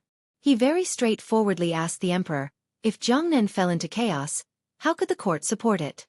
The emperor smiled and straightforwardly countered with a question, "If I directly kill all your people, how will Jiangnan fall into chaos?" "I have Zhaoshang Money House," Fan Xian replied calmly. "Jiangnan thrives on commerce. The most fatal part is the exchange of silver in circulation. Zhaoshang Money House has been in Jiangnan for many years and secretly controls some of the businesses of the Ming, Sun, and Xiong families. Once the money house makes a move, it will not be difficult for Jiangnan to fall into chaos. A lot of Zhaoshang's silver has long been moved away. The emperor glanced at Fan Xian with slight mockery, and did not directly expose the astonishing amount of silver. He returned to the northern Qi royal family and said, "It's just some paper. With a wave of my pen, what does it matter?" "You can't say it like that. After all, Chuanzhou has not yet achieved its intended use. The transfer of the ocean ships is still handled in Dongyi." Fan Xian did not back down and straightforwardly said, "Silver notes and promissory notes are all paper. With a wave of the emperor's pen, they are all invalid? Then, without Zhaoshang Money House doing anything else, Jiangnan will probably fall into chaos first." The emperor did not understand business, and Fan Xian did not understand much about it either. No one had an accurate grasp of just how much Jiangnan's business activities relied on the embryonic and undeveloped financial credit system. Fan Xian believed that everything in the world had its own rules, particularly the business activities that Jiangnan had operated for over 100 years. If the emperor truly did that, Jiangnan would certainly fall into chaos first. The Qing emperor and he did not understand business, but it did not mean that the officials in court and Fan Xian's subordinates did not understand. Before this, they had all done their homework. Fan Xian only knew that a very important part of business was liquid capital. It was like the blood flowing through the veins. If the money house was truly overturned and the blood in the veins dried up, business activities would certainly become abnormally difficult and dry. "I have taken Hua Garden back from Yang Jimei's hands," the emperor reminded coldly. This emperor could actually be said to be a truly wise ruler. He did not understand the business operations of Jiangnan, but that did not mean he would rely on the emperor's authority to do things blindly. He left professional matters to professional officials to operate. He knew that Zhaoshang Money House in Fan Xian's hands had the power to shake the Jiangnan business map. Thus, last autumn, when the first chaos rose in Jiangnan, the court was already prepared. In the entire world, the ones with the most silver and the least need to rely on money houses to carry out transactions were the large and small salt merchants in Jiangnan. Yang Jimei, whom the emperor had mentioned earlier, was one of the largest salt merchants in Jiangnan. The court had long been wary of money houses taking silver. By bringing the salt merchants into the system, they had their eyes on the salt merchants' stash of real gold and silver from all over the world. Although it would be difficult to reconstruct an exchange system, at least it wouldn't be completely controlled by Fan Xian. "Just being a salt merchant is not enough," Fan Xian said with slightly lowered eyelids. "I still have Taiping in my hands. Taiping Money House. The foremost money house in the world. No one knew how many years it had been in business and how many people's daily lives it could affect. This money house had always been in Dongyi. Its owner had always been mysterious. No one had ever seen his true appearance. It was not until Fan Xian took over as the master of the sword hut in Dongyi that he discovered with horror that Taiping Money House had always been under the control of the sword hut and Sigu Jian. Each time he thought of this, Fan Xian couldn't help but feel shock and admiration. He admired Sigu Jian's foresight and insight. Probably only the master of Dongyi could discover the importance of a money house in the increasingly prosperous trade and leave behind such a weapon that could shake the world. Hearing the word Taiping, the emperor's eyes narrowed and a cold light flashed. It was clear that, just like when Fan Xian first learned of the secret, the emperor also felt a chill. "Taiping Money House was left to me by Sigu Jian," Fan Xian added quietly. The emperor suddenly laughed. His laughter was filled with absurdity. It was probably because he had suddenly discovered that all of his enemies worthy of respect in this world had given the last method to defeat him to his favorite son. This absurd reality made even this seemingly cold and emotionless emperor's heart waver slightly. "Your Majesty, let's look at Dongyi again." Fan Xian's gaze moved up from the bottom right corner of the snowy land to the center of the lonely snowy land. There was a pile of weeds there. It looked like the East Sea in the summer, full of mountain-like waves that pierced through the sky. The emperor's smile gradually faded. His expression became calm and warm. "There is no need to discuss Dongyi. However, the dozen kids in the sword hut are a bit troublesome. In the end, they are not a match for an army. A 9th-level ace is completely useless in construction. If they want to cause destruction, they are always good at it. For example, they can carry out assassinations and cause destruction in the heart of the Qing kingdom." Fan Xian's gaze looked faintly to the right of the snowy land. The emperor and his questions and answers continued. Snowflakes continued to fall in the winter palace. Some landed on the strange father and son pair. Some landed on the snowy ground in front of them and on the weeds. There were no lines on this vast expanse of snowy land. There were no borders, no separation between snowy mountains and green grasslands. There wasn't even a shape. However, the Qing emperor and Fan Xian looked at this silent and cold snowy land and talked about the world. Their gazes fell on the grassland to their left, Dongyi to their right, Jiangnan to their right, and Deqi's territory to the north. Their gazes fell a little further ahead.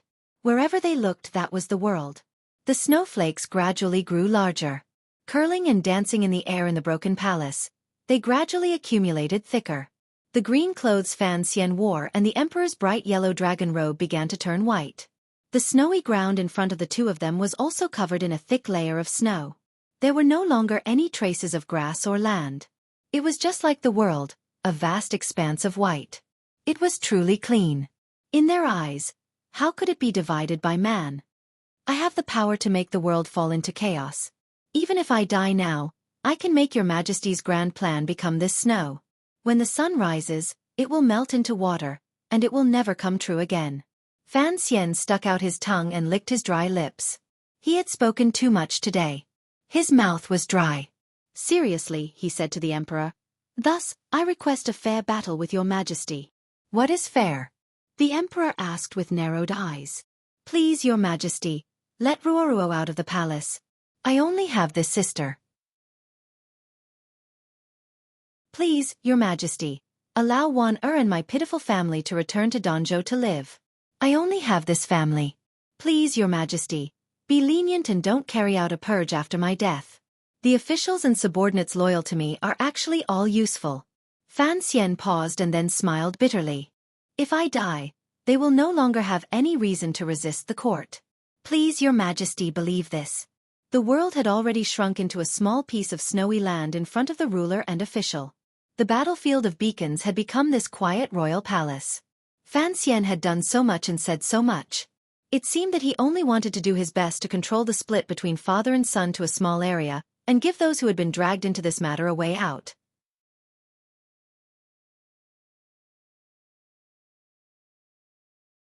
Chapter 734. Why?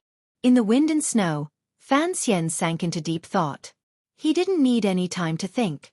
From many years ago, he knew that one day, he would receive this question. All these years, he had been preparing and running away. But he had never truly run away.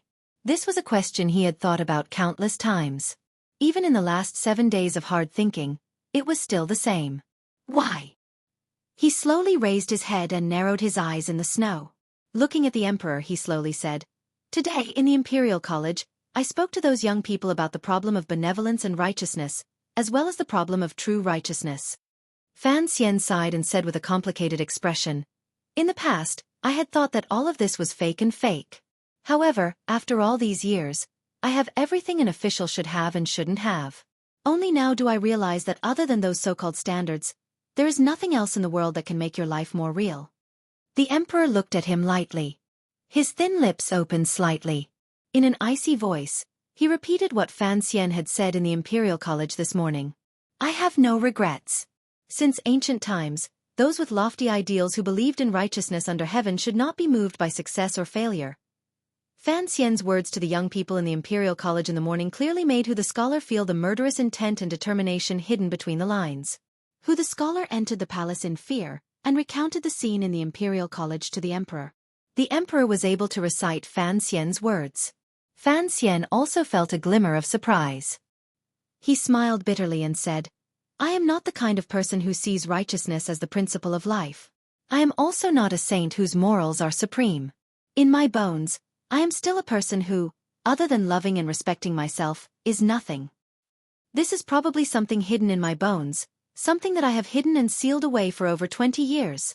Fan Xian looked at the emperor and said seriously, I want to live this life to the fullest. I want to live wantonly.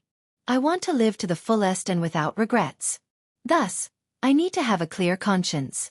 If I continue like this, the things buried in my bones will make it impossible for me to have a clear conscience for the rest of my life. The prosperity and power of this world can make one blind and deaf, But I still cannot pretend that I don't know and have never heard of the things that happened back then and what happened this autumn. A faint sorrow rose to Fan Xian's face. He slowly said, Chen Pingping returned to the capital to ask the emperor a question, but I don't need to ask. I only know that these things are unfair. Furthermore, this unfairness is inflicted on those who love me and those I love. If there was no me in the world, there would be no me who bravely walked in front of the emperor like today. Where would those people who have already passed go to find fairness? They should not be forgotten by this world. The injustice they have suffered must be redeemed through some method, Fan Xian said as he looked at the emperor. This is your responsibility as well as my duty. The emperor heard Fan Xian's words, which came from his heart, and was silent for a long time. In an icy voice he slowly asked, Why don't you ask me what exactly happened back then? Why don't you ask me? Do you think I don't have difficulties? King Jing's manor, which was King Cheng's manor, still has many memorials that mother privately wrote to you, Fan Xian replied after a moment of silence. I've seen them all. I don't need to ask anything. I know why what happened back then happened. As for whether her death was a good thing or a bad thing for this land and the millions of people, I don't care. He smiled with some difficulty and said, Your Majesty, this is actually not a debate about the world or justice. This is not a public grudge. This is only a private grudge. What a private grudge. The emperor also smiled. With his hands behind his back, he stood alone in the wind and snow with an indescribable loneliness. She was your mother. Am I not your father? Fan Xian's body froze slightly. He didn't continue on this topic. Instead, he calmly said, Your Majesty has great ambitions. You are walking on the path you think is correct. In my opinion, no matter how great, glorious, and correct a goal is, if it is done through despicable methods, it is not worthy of respect. A mocking smile rose to the corners of the emperor's lips. Looking at Fan Xian's fearless eyes, he said, Do you think that killing in Jingdo today is a very glorious method? Fan Xian smiled and shook his head. My goal is only to close a case from decades ago and tear away the greatest shadow over my head. Everything is from my own point of view. Just as I said earlier, this is a private grudge. There has never been any great, glorious, or correct meaning. Since it is so, what does it matter how despicable my methods are? He paused and used a complicated gaze to look at the emperor with a slightly emotional gaze. In these areas, I am more like you. For you and me, good person is such an extravagant adjective. However, it is precisely because of this that I am not like her, still confused and baffled until death.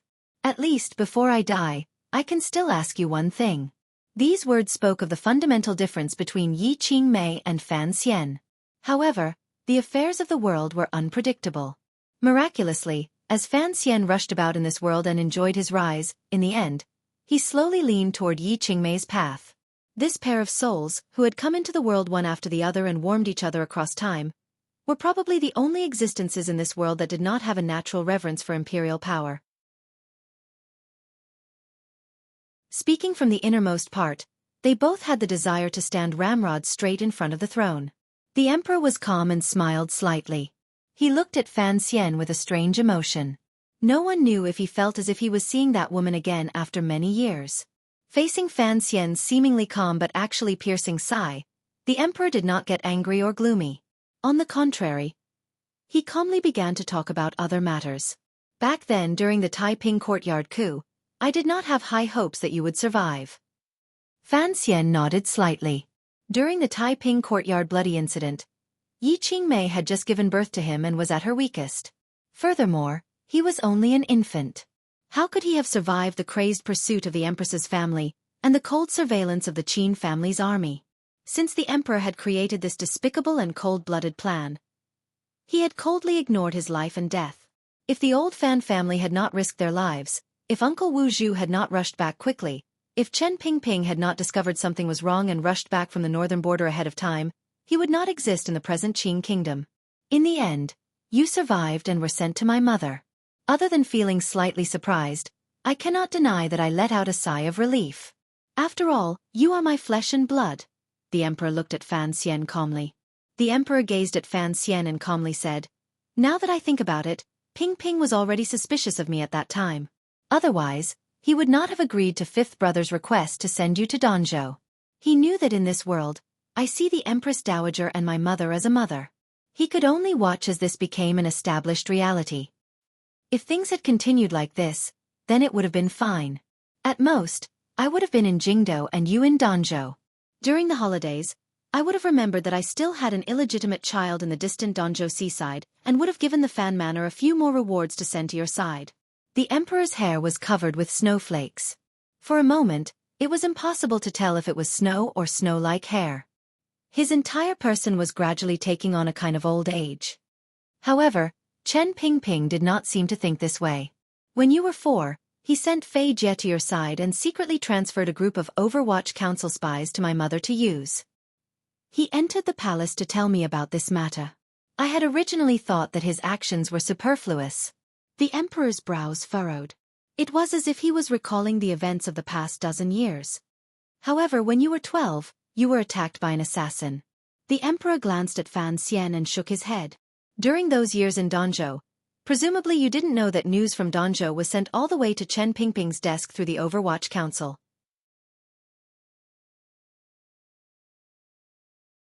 That old cripple took out an even stronger passion than when he was managing council affairs and frequently entered the palace to tell me your every move. You flirted with the serving girls in Danzhou. You climbed onto the rooftops and made a racket.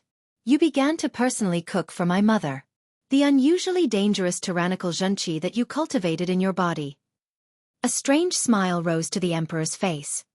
I knew your every move, even more so than my sons in Jingdo. Thus, although you were far away in Danzhou, I seem to have gotten used to you being by my side. Then, you came to Jingdo and came to my side. In the Qing temple, in the tea shop outside the courtyard. The emperor glanced at Fan Xian. His smile gradually faded. You entered the Overwatch Council. You went to the Hanging Temple. You accompanied me into the little building. You were sent by me to Jiangnan. I have to admit that you are my son, and the one I love the most. Your mother once said that love is a habit. I've gotten used to your existence when you were young. The emperor suddenly raised his head to gaze at the snowy sky. No one knew who he was looking at. He suddenly nodded and said, however, my favorite son is not willing to be my son. At this time, he is still standing in front of me to challenge my authority and find justice for what happened in the past. He lowered his head and looked at Fan Xian coldly. There is no victory or defeat between you and me, father and son. Thinking about it carefully until now, in the end, it is still Chen Pingping who has won. Fan Xian understood these words, so he sank into silence. Since you are not a benevolent and righteous person who thinks about the world, since you only seek to resolve a personal grudge and not for justice, then I do not understand your choice today. The emperor did not give Fan Xian more of a feeling that he was more like a relative, and directly opened his mouth to question him. Since it was just for a personal grudge, since it was just to seek a straightforward justice, why did Fan Xian earlier treat the snowy ground as the world and lay out the facts and reason with the emperor? Why did he throw out so many bargaining chips just to keep the battle within the royal palace and the enemy side limited to father and son? There was never any kindness to speak of in revenge. The Qing kingdom and the world could all be Fan Xian's weapons. Fan Xian was silent for a moment and then said, I thought about it in the manner for 7 days. He smiled and continued, the so-called seclusion was all a lie. Being locked in a room for 7 days and 7 nights would drive someone crazy. I also wanted to eat and get some air. His expression gradually softened and calmed. Late at night, when Warner and the others were asleep, I would sneak out of the room alone with an unlined garment draped over my shoulders. Like a wandering spirit, I would wander through the manor's garden. During those days, there was continuous snow in Tianjing, and the nights were very cold. The old women who looked after the garden all hid in a corner room to drink. No one noticed me. I just wandered and wandered and wandered alone. Fan Xian looked at the emperor and opened his eyes wide. Very seriously, he said. Only now did I realize that the Fan Manor's garden was actually so big. Usually, I've been so busy with government affairs and scheming that I almost forgot what my own garden looked like. It was not until these 7 days that I noticed that the Fan Manor's garden was actually larger than Jiangnan's Hua garden. I don't know how many manors there are on that street in the south of the city and how much space they take up, Fan Xian said seriously. There is also the food and clothing that are usually unremarkable. In my eyes they are very common things. In reality, for those common people, they They are all luxurious pleasures. He pointed at the royal palace in the snow and said, "Of course, the largest garden is still this royal palace." In the past few years, while I was living my own little life, I also helped out the lives of the common people. Regardless of whether it was the palace treasury, the river works yamen, or the Hangzhou conference, I have gained some reputation. I had thought that I was helping them, but I suddenly understood that it was actually them providing for us. Fan Xian's expression was calm. Looking at the emperor, he said, "Since that is so, what right do I have to ask for gratitude from them? I am not a saint. I have all kinds of shortcomings. It is just that the better ones these years have been hypocritically hidden. If I ask myself honestly, in the end, I still love the Qing kingdom. No matter how bad this country is, under the emperor's rule, the people live relatively happily. There is the palace treasury and the Overwatch Council. If I don't mess around, at least these good days can be lived for a few more decades. As I said earlier, I am not even worthy of a heart of gratitude. Then, what right do I have to harm them just because of my own personal grudge? Throwing the world into turmoil, killing and burning everywhere, causing the world to fall apart, and causing them to suffer wretchedly, would I be happy? If I choose that path for the sake of revenge, putting aside what that old cripple in heaven would think, I think Mother would not be happy. Since I seek justice for them, then how could I choose a path they don't like? I love the Qing kingdom, so I hope that this is only a battle between the emperor and me. This is only a matter between us. It is best not to drag too many people in. Before, someone said that one should walk the right path in this world. What is the right path? It is doing the right thing. However, I still don't understand. There is right and wrong here and there. How can I use my own right and wrong to judge the emperor's right and wrong? How can I use my own right and wrong to judge the right and wrong of the world? What is the standard for determining right and wrong? In the end, this can only be a subjective feeling. If the right path is doing the right thing, then the so-called right is the direction that allows one to have a clear conscience. Today, I entered the palace to say and do all this to allow myself to have a clear conscience. Fan Xian spoke word by word slowly. He said most of what he had been thinking during these 7 days. As for the remaining small portion, it involved the battle between him and the emperor. It was not just today, but also a possible future battle. There was no benefit in saying more about this kind of mutual harm and probing. It would only be harmful. There are no true saints in this world. The emperor lowered his eyelids slightly. A few snowflakes hung on his eyelashes. Perhaps your mother counts as one.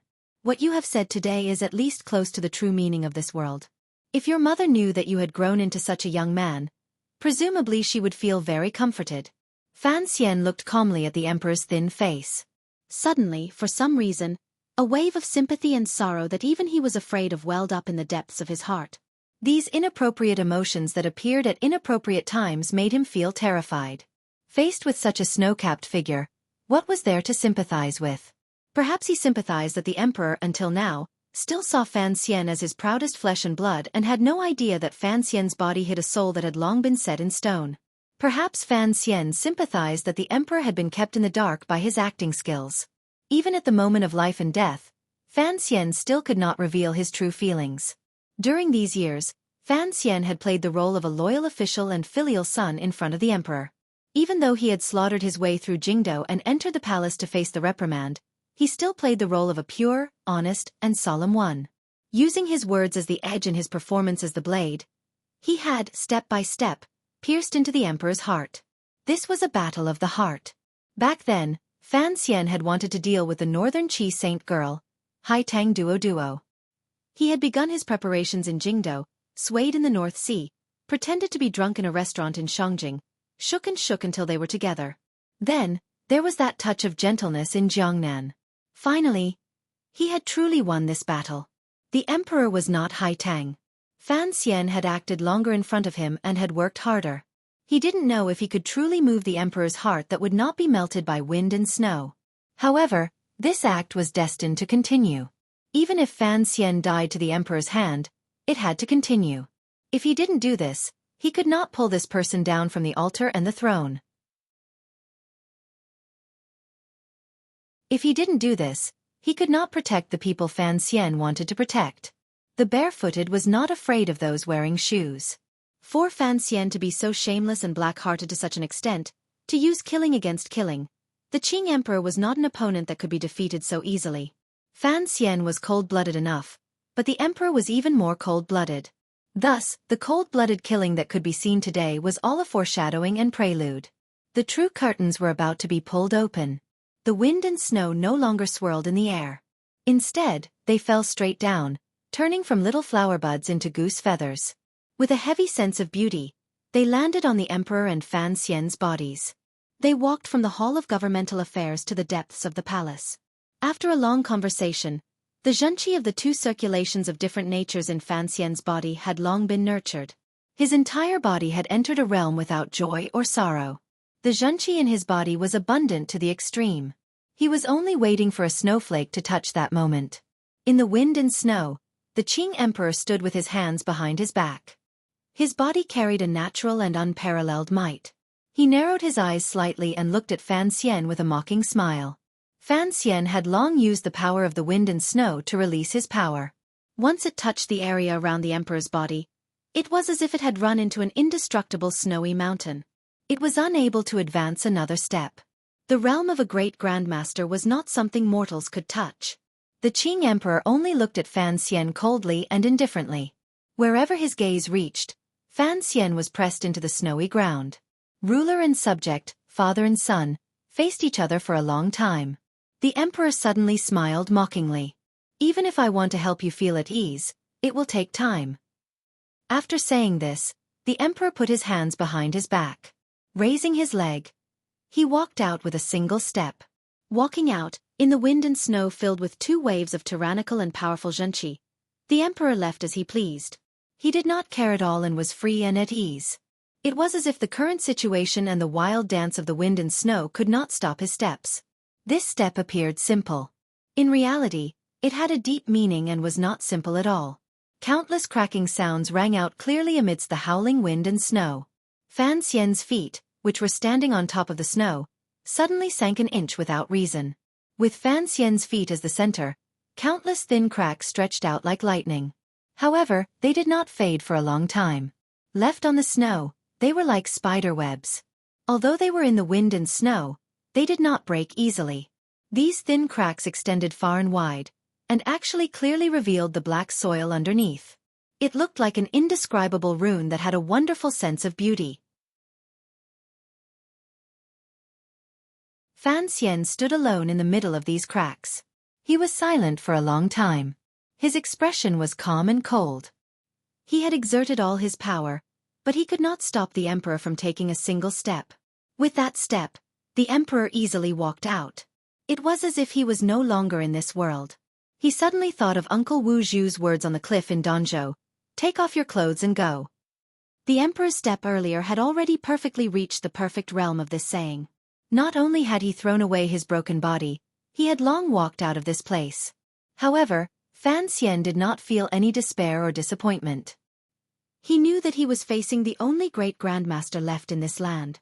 He was already someone who was about to surpass the realm of mortals. He thought for a moment in the snow. He then raised his knees and walked toward the little building, following the footprints the Emperor had left behind.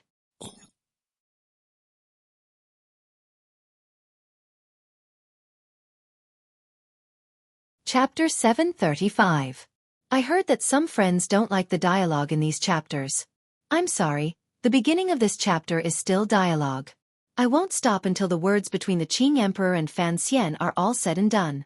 I've written this story for a year and a half. Isn't it just for this to be said and done at the end? Oh right, after reading this chapter, give me some monthly votes. It was really hard to write. This is not a lie. If I drag it out, unless I want to drag myself to death. At night, the little building was brightly lit. Numerous eunuchs and serving girls surged in from all over the abandoned garden like magic. All kinds of dishes, fruit trays, and pots flowed into the pavilion.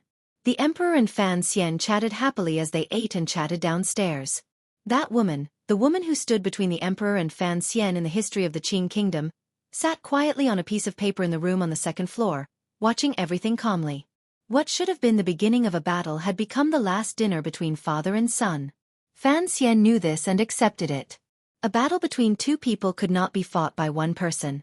Since he had already endured for so long before making such a brave and ruthless decision, what difference would another night make? More importantly, it was just as the Emperor had said earlier when he easily broke through the situation and left. Since this was a battle between two people, then there had to be some time left for the Emperor to do what he had already tacitly agreed to Fan Xian. Would one night be enough time? Your Majesty, Ruoro has come to bid farewell to you, Eunuch Yao said respectfully with his head lowered as he stood below the little table. Let her come in.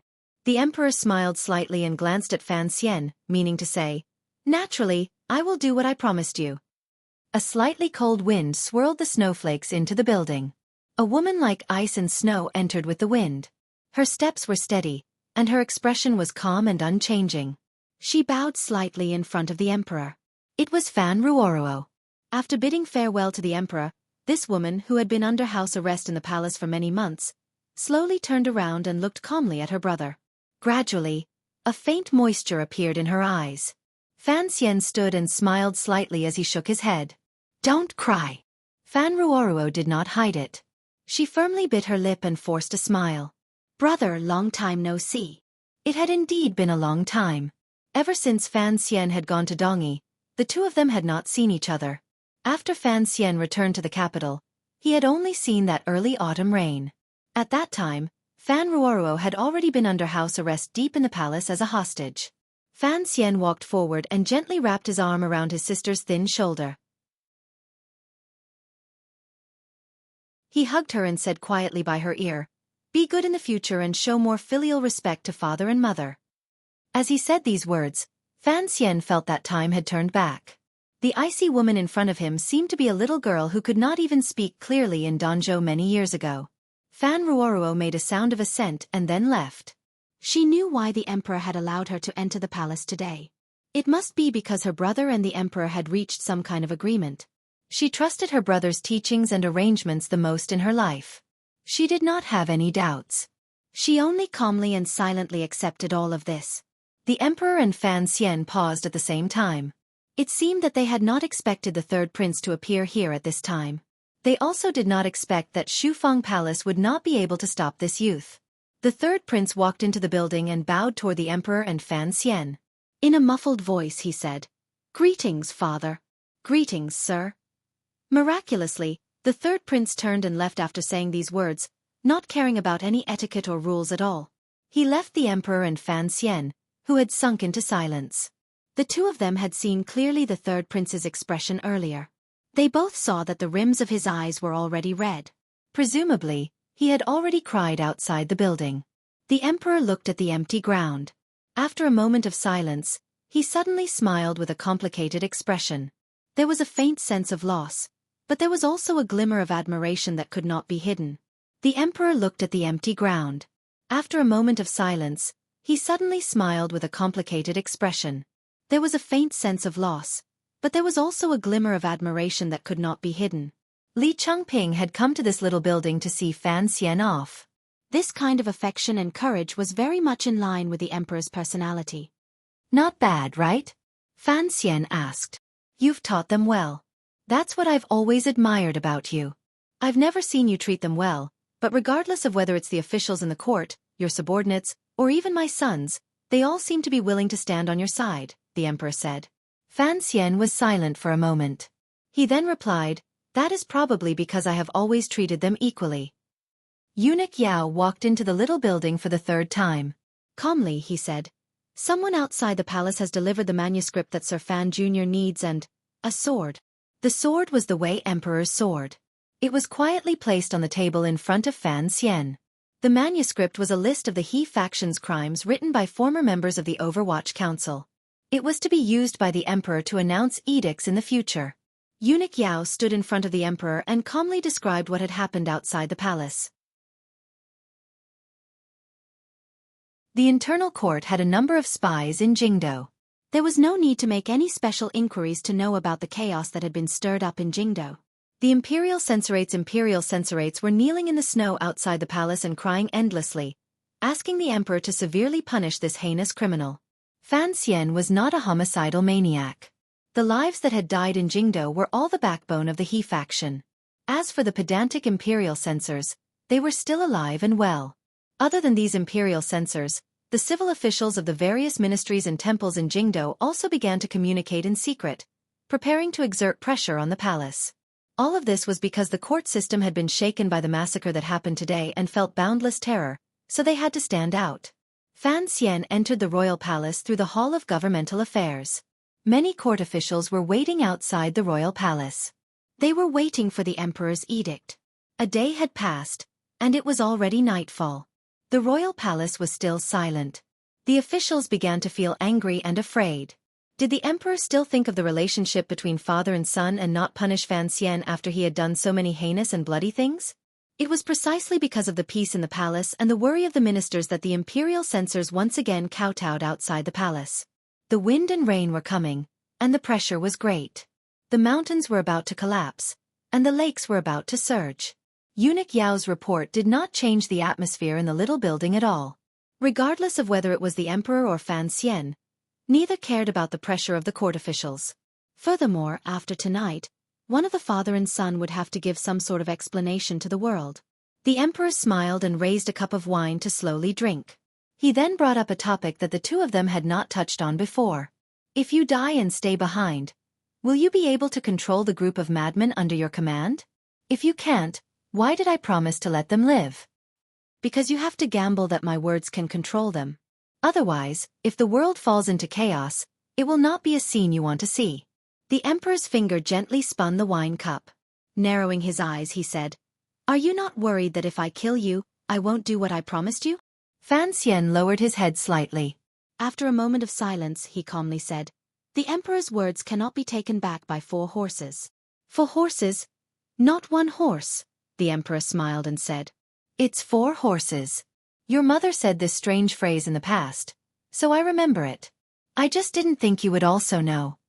The emperor then sighed and said, "In today's world, if the person I was facing was not you but your mother, no matter what, I would not give her the right to a fair battle." Fan Xian said mockingly, "Back then, you indeed did not give her any fairness to speak of." The emperor shook his head and coldly said, "I did not give her such a right because I knew she would never use the world to threaten me. Using the world as a bargaining chip is throwing all the people in the world into the casino. She was unwilling to do so, but I was willing to do so. I was willing to use the lives and deaths of the people in the world to threaten you," Fan Xian replied calmly. "This is the difference I spoke of earlier." The emperor shook his head again and said, "That is why I still do not understand. Since you love this country and care for the people in the world, how can you use this to threaten me? First, I have to love the people by my side. Furthermore, I have always been a shameless and afraid of death. If I am truly forced to a dead end, of course, this dead end does not just refer to me. I do not mind dragging the entire world and your majesty's lofty aspirations down with me." Fan Xian lowered his head and said, "Actually, I have been waiting for someone this entire time. However, that person never comes back. I have no choice but to risk my life myself." The words "risk my life" were spoken with a wretched and helpless tone. However, the emperor's eyes gradually lit up. He knew who Fan Xian was waiting for. In the emperor's view, in the present world, only that person could threaten his life and rule. Ever since the bloody case in Taiping Courtyard many years ago, he had always been faintly wary of that person's existence. He had even sent the last emissary the temple had sent to the alley beside Fan Manor. Even so, Wu Zhu still did not die. He won't come back. The light in the emperor's eyes gradually faded. Slowly, he said, "It's been 3 years. If he wants to find out who he is, he can only go to the temple. If he truly returns to the temple, how can he come out again?" Fan Xian nodded and accepted this reality with some sorrow. If Uncle Wu Zhu was still connected to this land, he would not be so passive in front of the emperor, to the point of threatening to take him down with him. "Back then, how did you make the temple stand behind you?" Fan Xian furrowed his brows and looked at the emperor. This was one of the great questions in his heart. "I have never been to the temple. After spending a long time with your mother, I know that the temple is actually a place that is gradually declining and desolate. The temple has never cared about the affairs of the world." "This is true." A mocking smile rose to the corners of the emperor's lips. "However, the temple has always quietly influenced this land. Unfortunately, I am a person of the world.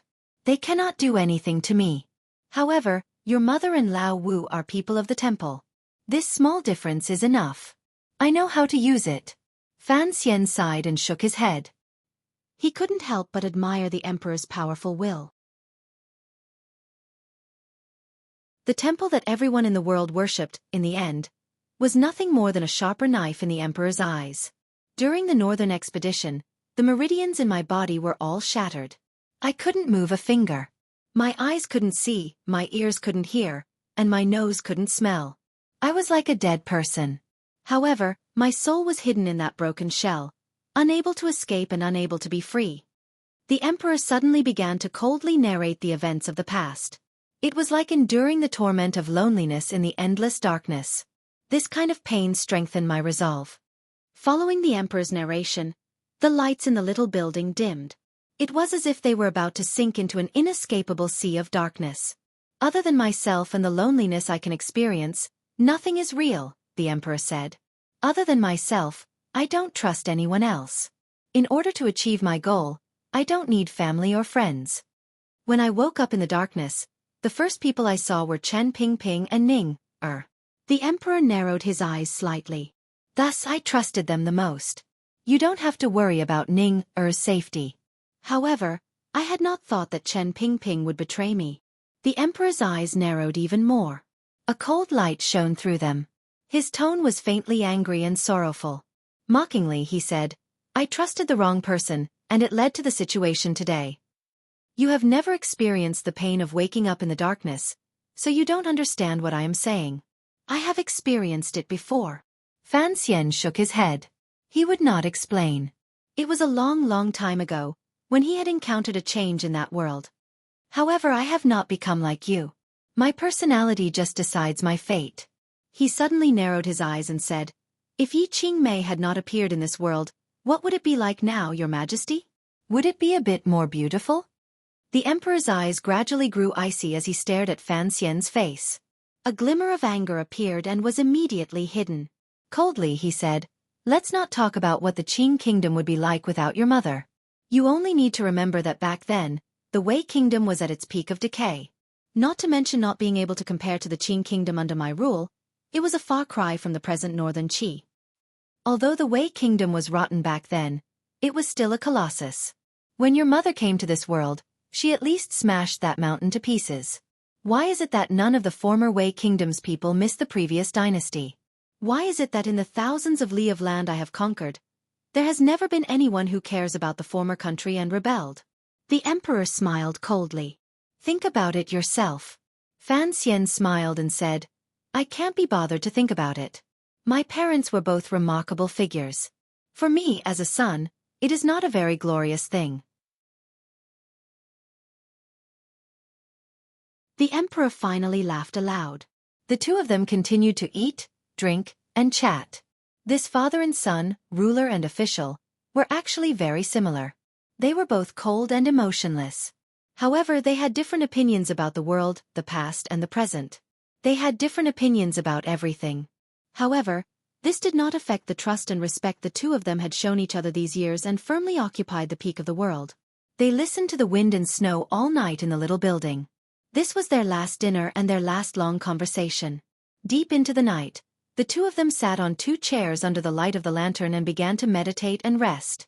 Even the true qi that flowed through their bodies was so harmonious. Other than being domineering, each of them had a kind of power that could tear everything apart. When combined, they were actually so harmonious. Without realizing it, the sky brightened. The morning sun came out. The snow outside stopped, and the wind stopped. The thick layer of snow on the ground was like a woolen blanket. It reflected the clear light from the sky, and lit up the large abandoned garden in the northwest corner of the royal palace particularly brightly. Fan Xian woke up and sighed in his heart. Standing up, he picked up the sword of the Wei Emperor on the table with his right hand and walked to the door of the little building. He then turned around and calmly looked at the Emperor in the chair. The Emperor slowly opened his eyes. His pupils were unusually clear and bright, unusually calm and cold. There was no longer a glimmer of emotion that a mortal should have. Everything that needed to be said had been said. From this moment on, there was no longer a shred of familial affection between the two of them. Fan Xian raised his right arm, from his shoulder to his elbow to his wrist, and then to the hilt of the sword that he held steadily in his right hand. That unshakable and terrifyingly steady tip of the sword pointed directly at the emperor's face. The sword was still in its sheath, but it began to make the cry of a dragon. It hummed and hummed, like the strings in Chen Garden playing. Thick tyrannical Xueqi flowed into the body of the sword along the web between Fan Xian's thumb and index finger. It was as if it wanted to bring the sword to life. A glimmer of light that was faintly visible to the naked eye began to spread through the cracks in the sheath. The body of the sword struggled desperately in the sheath. It wanted to break out of the sheath but could not find a way out. The pain and suffering made one's heart palpitate just by hearing it.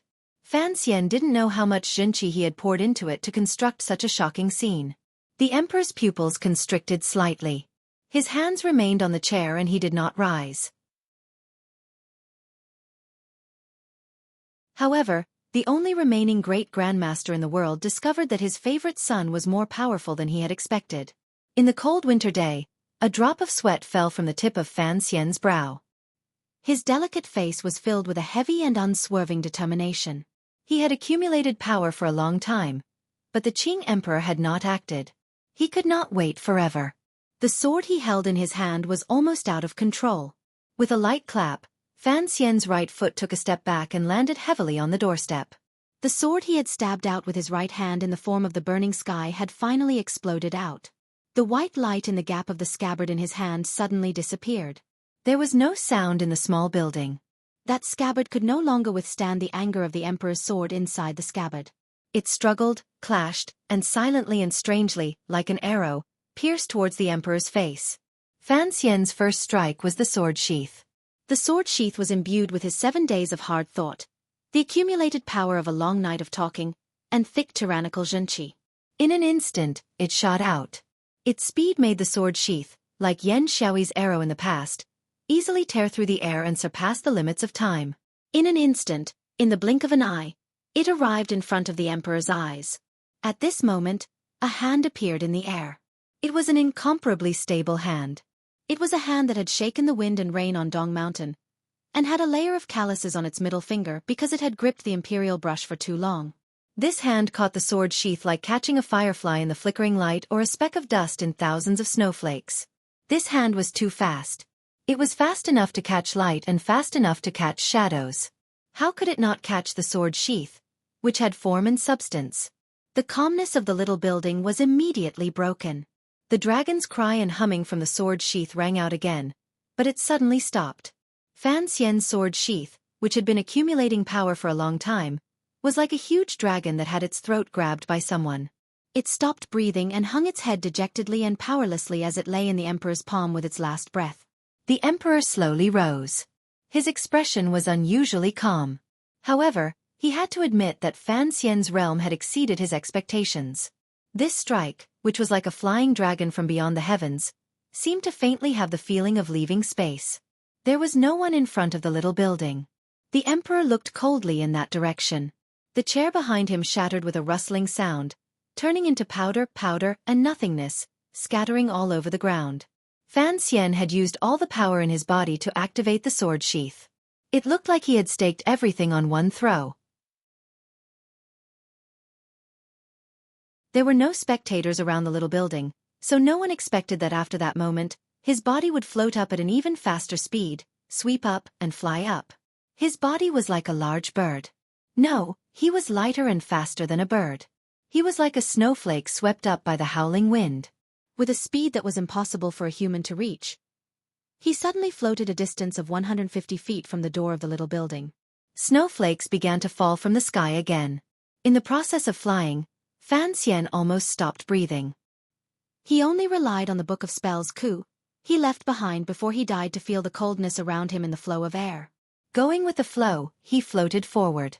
As he floated, he had time to think. There was a distance of 12 feet from the emperor's chair to the outside of the little building. The emperor had to catch his strike and think. Presumably, he would not come out too quickly. The 4 great grandmasters had already transcended mortality and transcended sainthood. In the end, they were not immortals. They each had their own weaknesses. Master Ku He's weakest point was his old physical body. Yi Liuyun's strongest point was his cloud-like movements. If the great grandmaster in the little building was Yi Luyun, Fan Xian would not have had the extravagant hope of keeping him in the building. However, the person in the building was the emperor. His Xueqi cultivation was the best in the world. It was abundant to the peak. Relying on Xueqi to move, the physical body would always be limited. Moving in a small area required supernatural skills, just like how Yi Luyun faced a sky full of crossbow bolts. However, the emperor might not be able to forcefully sweep out of the little building in such a short time. What followed immediately was an attack without any gaps. Fan Xian's feet slid 2 feet on the snowy ground, revealing 2 snow ditches. His figure landed on the snowy ground. Sword light flashed and he held it horizontally in front of his face. His front knees were in a half-crouch. It was a posture for a fatal attack. At the same time the cold sword light illuminated his delicate face. A sudden, vigorous, and rapidly burning fire swallowed the entire little building in an instant. A sea of fire appeared in the snowy palace. With a few muffled sounds, countless tongues of flame shot into the sky and surrounded the entire little building. The red and burning light immediately warmed the cold sword in front of Fan Xian and made it red. Such a large and quickly lit fire could not have been formed naturally. No one knew what Fan Xian had prepared in the little building. What made Fan Xian feel slightly disappointed was that a streak of aura flowed through the sea of fire. A human figure stood brilliantly in front of the sea of fire, looking coldly at him. He stood in the snowy ground, leaving the sea of fire behind him. Some places on the emperor's dragon robe were already charred. His hair was also slightly burned. His face was slightly pale, but he still stood arrogantly and looked coldly at Fan Xian. When did you move the gunpowder of the third bureau into the palace? The emperor narrowed his eyes and looked at Fan Xian. Fan Xian smiled widely and gripped the hilt of his sword tightly. 3 years ago, during the Jingdo rebellion, when I was regent, it was not difficult to move as much gunpowder as I wanted into the palace. The emperor slowly walked closer to Fan Xian. His eyes narrowed slightly. In a cold voice he said, "So for today, you prepared for 3 whole years." Fan Xian narrowed his eyes like the emperor to prevent the bright sea of fire from affecting his line of sight. Pressing his lips together he said, "I just thought that if my mother's portrait was placed in this building, presumably she would also feel angry. Since that is the case, then it would be better to burn it." If the emperor had not summoned Fan Xian in front of the little building yesterday, if the emperor had not acted immediately and instead had a long conversation with Fan Xian in the little building, Fan Xian would not have been able to find any opportunity to activate the mechanism or ignite the gunpowder.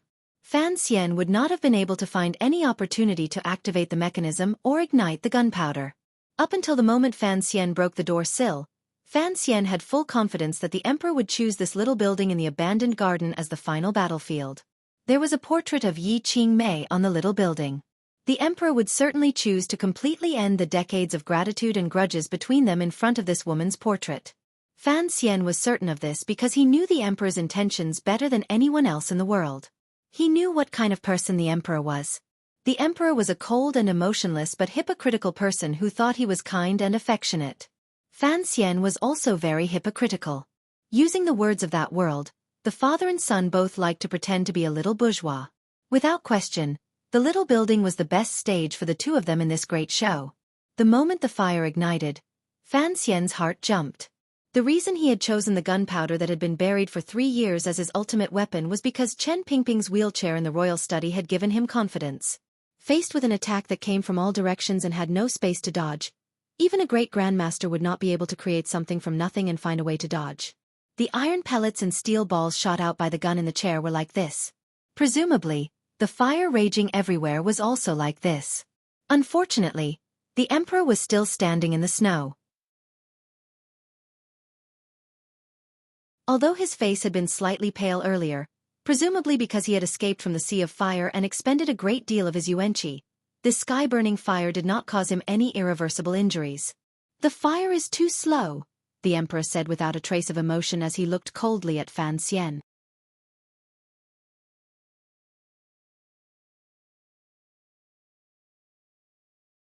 Chapter 736.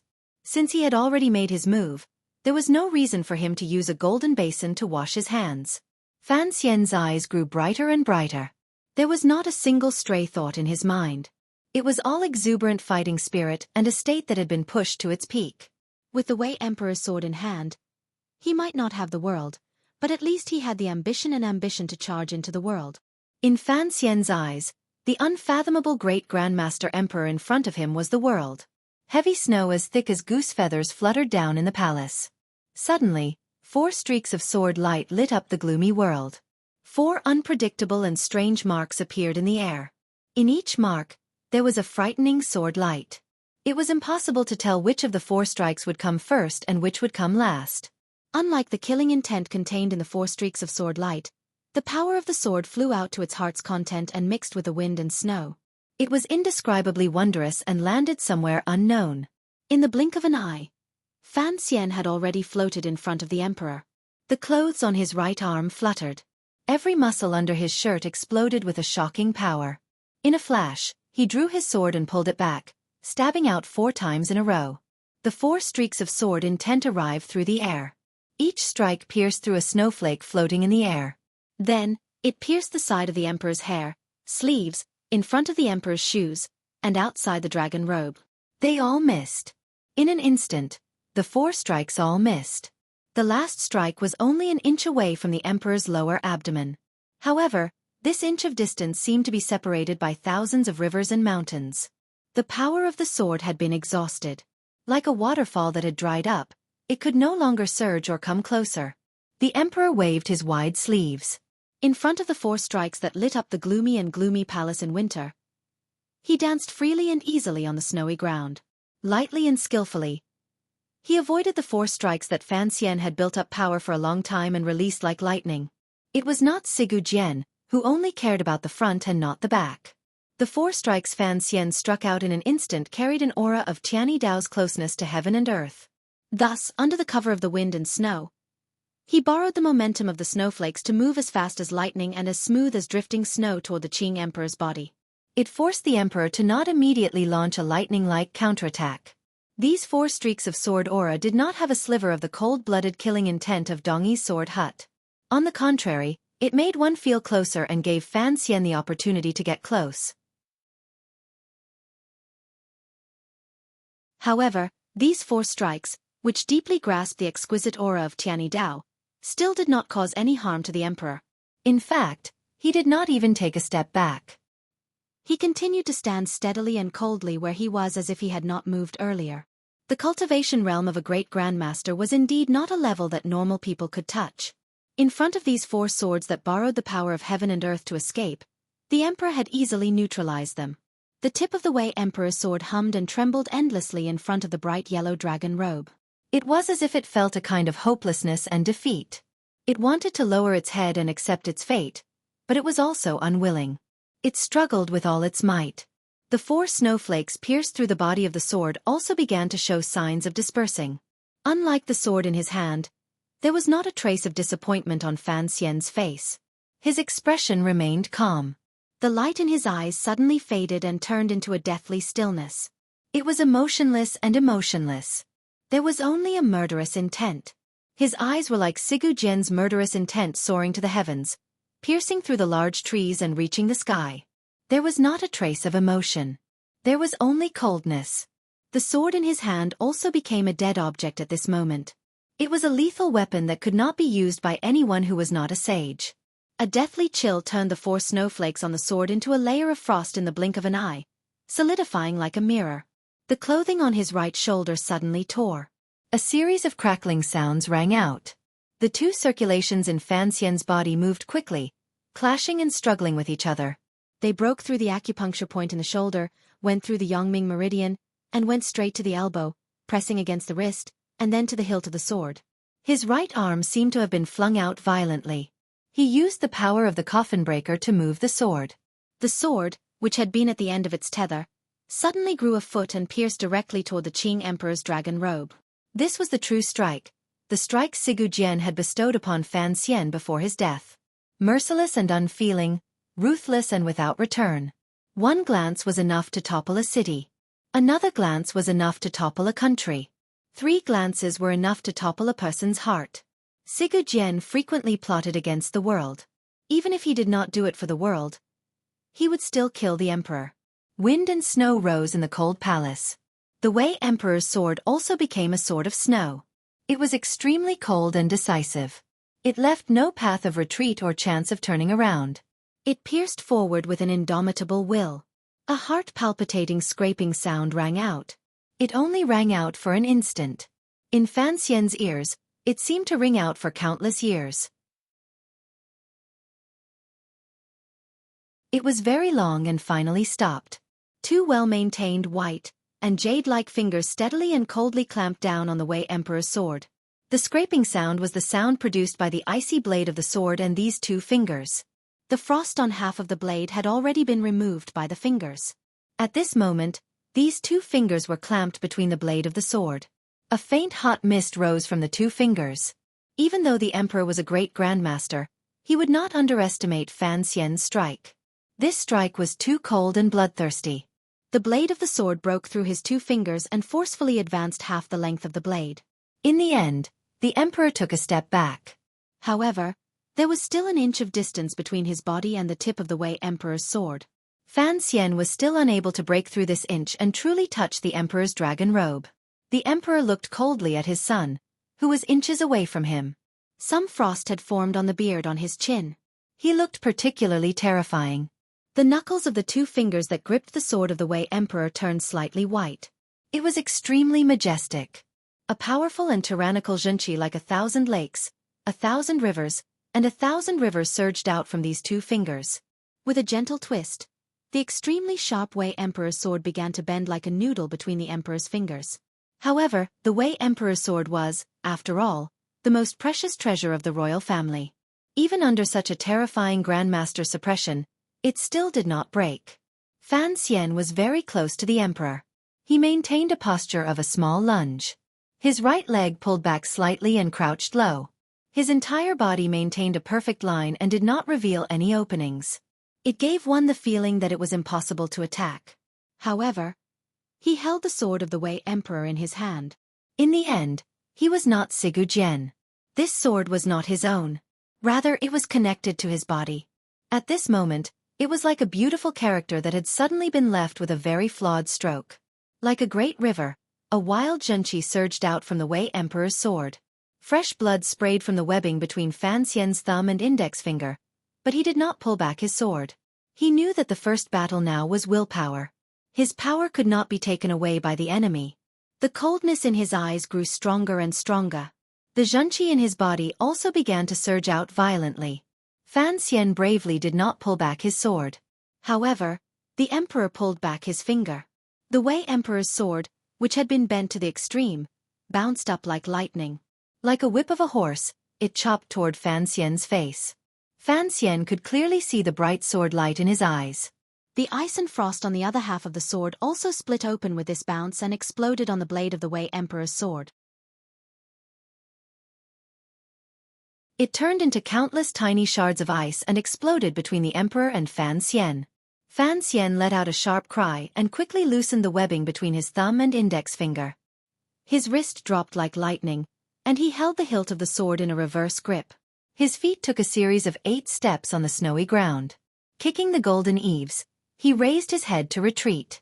However, with this raise of his head, the perfect and ruthless defense he had woven earlier immediately melted like ice and snow.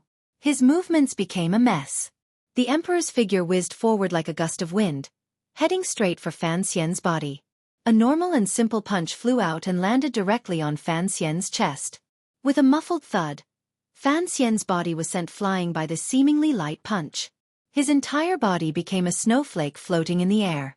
Drifting in spirals, it was wretched and wretched. Without any strength, it changed countless times in the air. Flipping 7 or 8 times, it swept across dozens of feet of the abandoned garden and snowy ground.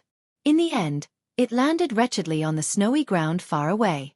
It sent up a large patch of snow and crushed dozens of dead grass. Fan Xian held his chest and spat out a mouthful of fresh blood. However, he still stood resolutely and stared fixedly at the emperor in the distance. No one could fly dozens of feet in the air for no reason. Even if they were hit by the emperor's way of the king's killing fist, which was so powerful that they could not form any thoughts of resistance, it was impossible to send a person flying dozens of feet horizontally. The human body was important. After all, it could not be a true snowflake. On Dong Mountain, even though Sigurd had been sent flying by the Qing Emperor's punch, Sigurd had rolled out of the Qing temple in Dong Mountain like a stone and wretchedly crashed into that bell. Who could be like Fan Xian earlier and fly so far in the air? It was truly like a snowflake. The emperor glanced coldly at the official's boot in his hand. He looked at the cold reflective metal tip sticking out of the tip of the boot and furrowed his brows slightly. Earlier when he had punched Fan Xian in the chest and sent him flying, Fan Xian still had the intention of exchanging a life for a life. He had sinisterly kicked out from under his clothes. The tip of his foot was this metal tip. It was clearly poisoned. The emperor threw the boot into the snowy ground. Narrowing his eyes, he looked at Fan Xian, who was standing with difficulty in the distance. Small tricks cannot accomplish great things. Fan Xian coughed and coughed up blood.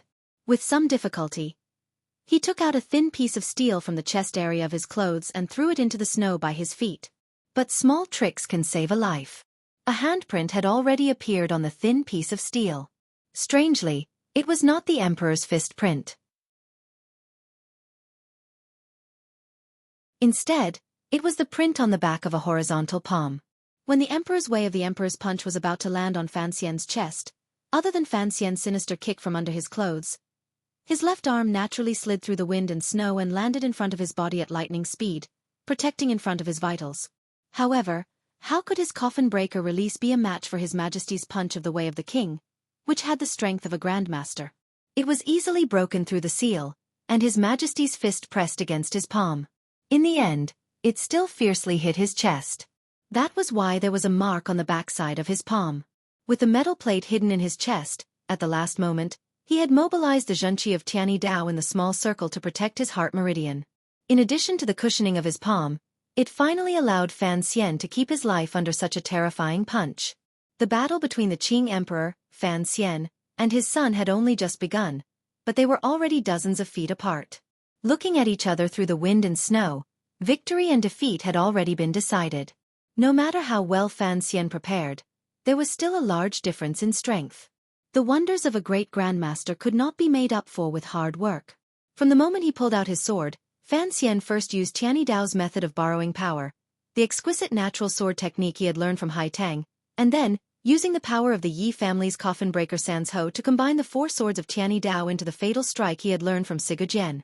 The sinister kick at the tip of his foot and the metal plate in his chest were the martial arts he had learned from being hammered by Uncle Wu Zhu when he was young. They were the little tricks Fan Xian relied on to become famous. The foundation he used to activate these wondrous skills and merge them together was the tyrannical Xueqi he had diligently cultivated in his body for over 20 years and had long become a part of his body. There were 4 great grandmasters and a blind man in the world. The top martial arts in the world were all displayed by Fan Xian alone. In this world, only Fan Xian had such good luck to be able to learn so many exquisite skills. From another perspective, it was because the warriors who had died or left had placed their last hope of resisting the Qing Emperor on Fan Xian's body that he could have a fair battle with the Emperor. Even though he had built up power for 3 consecutive attacks and learned the ultimate skills of the great grandmasters, he still did not gain any advantage in front of the Emperor. From beginning to end, the Emperor had only taken 1 step back, struck out 2 fingers, and threw out 1 punch to heavily injure Fan Xian. How could such a difference be closed by hard training and meditation? A superior 9th-level ace was already a rarely seen pinnacle figure in this world. Given Fan Xian's current cultivation, he could go anywhere in the world. However, facing a great grandmaster, no one had imagined that a superior 9th-level ace would have any possibility of challenging someone of a higher level. For Fan Xian to be able to force the Emperor back 1 step in the wind and snow and survive one of the Emperor's punches was enough to shock the world and make him proud. Fan Xian coughed up blood and took off his other boot. Standing barefoot in the cold snowy ground, he narrowed his eyes slightly. A never-before-seen pride and confidence rose in them. This abrupt emotion in the face of a crushing defeat was not because he had forced back the Emperor or because he had survived. Rather, it was because in his calm heart, there was an affirmation of his own judgment. The Emperor was old. Fan Xian had been in seclusion for 7 days. Other than thinking about the battle of the heart and preserving the lives of those he loved, what Fan Xian thought about the most was the problem of the Emperor's true condition. Just what kind of realm was the great grandmaster's realm? Fan Xian had seen Yi Luyun attack and Sigurd, but this was different. Since the great grandmasters were said to be unfathomable, How could he assess the emperor's true strength? Fortunately, when he was in Dongyi, before Sigujin died, this great grandmaster had discussed the problem of the Qing emperor's realm with Fan Xian for a long time. He had come to a somewhat blurry but close to the truth. The Qing emperor's cultivation had been successful. During the northern expedition, the tyrannical Xueqi in his body had exceeded its limit. In one fell swoop, it had destroyed all the meridians in his body and turned him into a cripple. In the end, for some reason, not only did the emperor return to normal, but he also became the fourth great grandmaster in the world. The meridians in Fan Xian's body had also exploded. With the help of the begonia and the care of Tianyi Dao's natural method, he had luckily repaired his meridians. Back then, how had the emperor survived? Sigujin had exchanged blows with the Qing emperor on Dong Mountain. He had told Fan Xian of his judgment. Presently, the Qing emperor's body no longer had the meridians that a human should have. His entire body had become an opening. Xueqi flowed through his body without any hindrance. Regardless of whether it was in or out, it was fast to a shocking degree. Since there were no longer the restrictions of meridians, the tyrannical Xueqi in the Qing emperor's body could continue to cultivate endlessly until it reached a realm that no human dared to hope for. Each great grandmaster had their own way of breaking through realms. Some relied on their closeness to heaven and earth. Some relied on their cold and severe hearts that saw heaven and earth as nothing.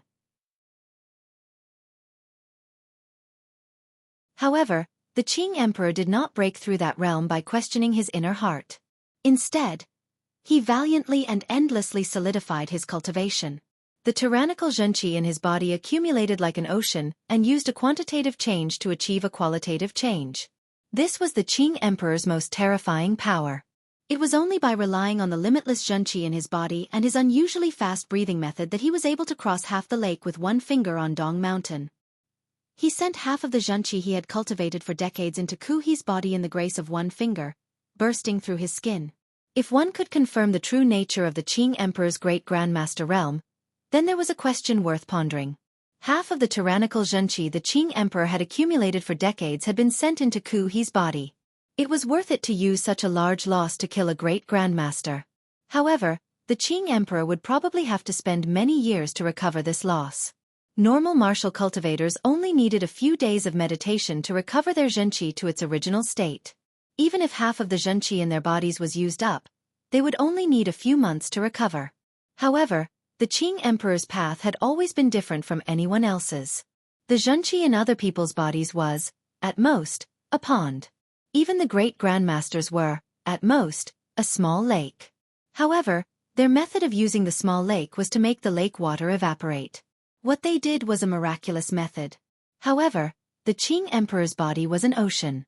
With half of it gone, it would probably be impossible to refill it in a short 3 years. Half of the ocean was still unfathomable. It was still not something Fan Xian could oppose. However, the Qing emperor had suffered attacks endlessly these years. The Jingdo rebellion, his heart hurt, the death of his son, and the death of his mother. His state of mind had probably been damaged. Furthermore, the injury the black wheelchair in the royal study had caused the emperor last autumn probably could not be completely healed. Even a great grandmaster could not be completely immune to Chen Pingping's methods. If the emperor was still the emperor from before Dong Mountain, even if he was the emperor from 3 years ago who smiled warmly and appeared moderate but was actually cold and stern, Fan Xian would not have had a chance at all. Fan Xian understood the scene on Dong Mountain very well. He knew the terrifying power of the emperor's way of the emperor's killing fist. The emperor's punch was clearly not as good as the one on Dong Mountain. No matter how many life-saving abilities Fan Xian used and even the breathing method he had hidden at the bottom of the chest, Fan Xian was still alive. If it had been the original emperor, this punch would probably have shattered Fan Xian's palm, the metal plate under his clothes, and half his body. This was enough to prove that the emperor had already stepped down from his divine altar. He was old and far from being as powerful as he had been in the past. Fan Xian narrowed his eyes and looked at the emperor on the other side of the wind and snow. Fresh blood seeped out from the side of his lips, but there was a refreshing smile on his face. It was rare in his life that he had fought without fear of death. Furthermore, he faintly smelled a glimmer of victory. It was truly refreshing. The emperor also looked at his son through the sky full of wind and snow. His eyes narrowed slightly. A cold light flashed and then disappeared in them. He knew very well why Fan Xian was able to survive his punch. It was not because of that sinister kick, nor was it because of the other party's ingenuity and the palm in front of his fist. Furthermore, it was not because of that ridiculous and absurd piece of steel plate. It was because of Fan Xian's footwork, which allowed him to fly dozens of feet through the snowy sky like a floating snowflake without any effort. Because it was floating without any effort, most of the Xueqi power in the Emperor's way of the Emperor's punch was completely wasted in the endless snowy sky. It did not truly land on Fan Xian's body. The question was, where did Fan Xian's footwork come from? There was no one in this world who could fly dozens of feet through the air as if they were weightless. The Emperor's eyes narrowed even more. He realized that he could not see through his son. He didn't know just how many surprises Fan Xian had waiting for him. You already have Hong Xiong's strength. The Emperor's voice passed through the sky full of wind and snow and clearly entered Fan Xian's ears. Fan Xian's expression froze slightly. He knew that this was the Emperor's ultimate affirmation of himself. Back then, other than the 4 great grandmasters, eunuch Hong's strength was the most unfathomable. The Emperor had once said that if it were not for the fact that Hong Xiong's body was abnormal, there would probably be one more great grandmaster in this world.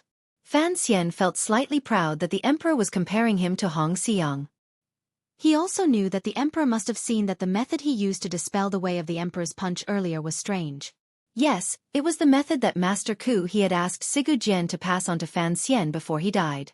Fan Xian breathed in the wind and snow and wandered intimately through the air like a bird.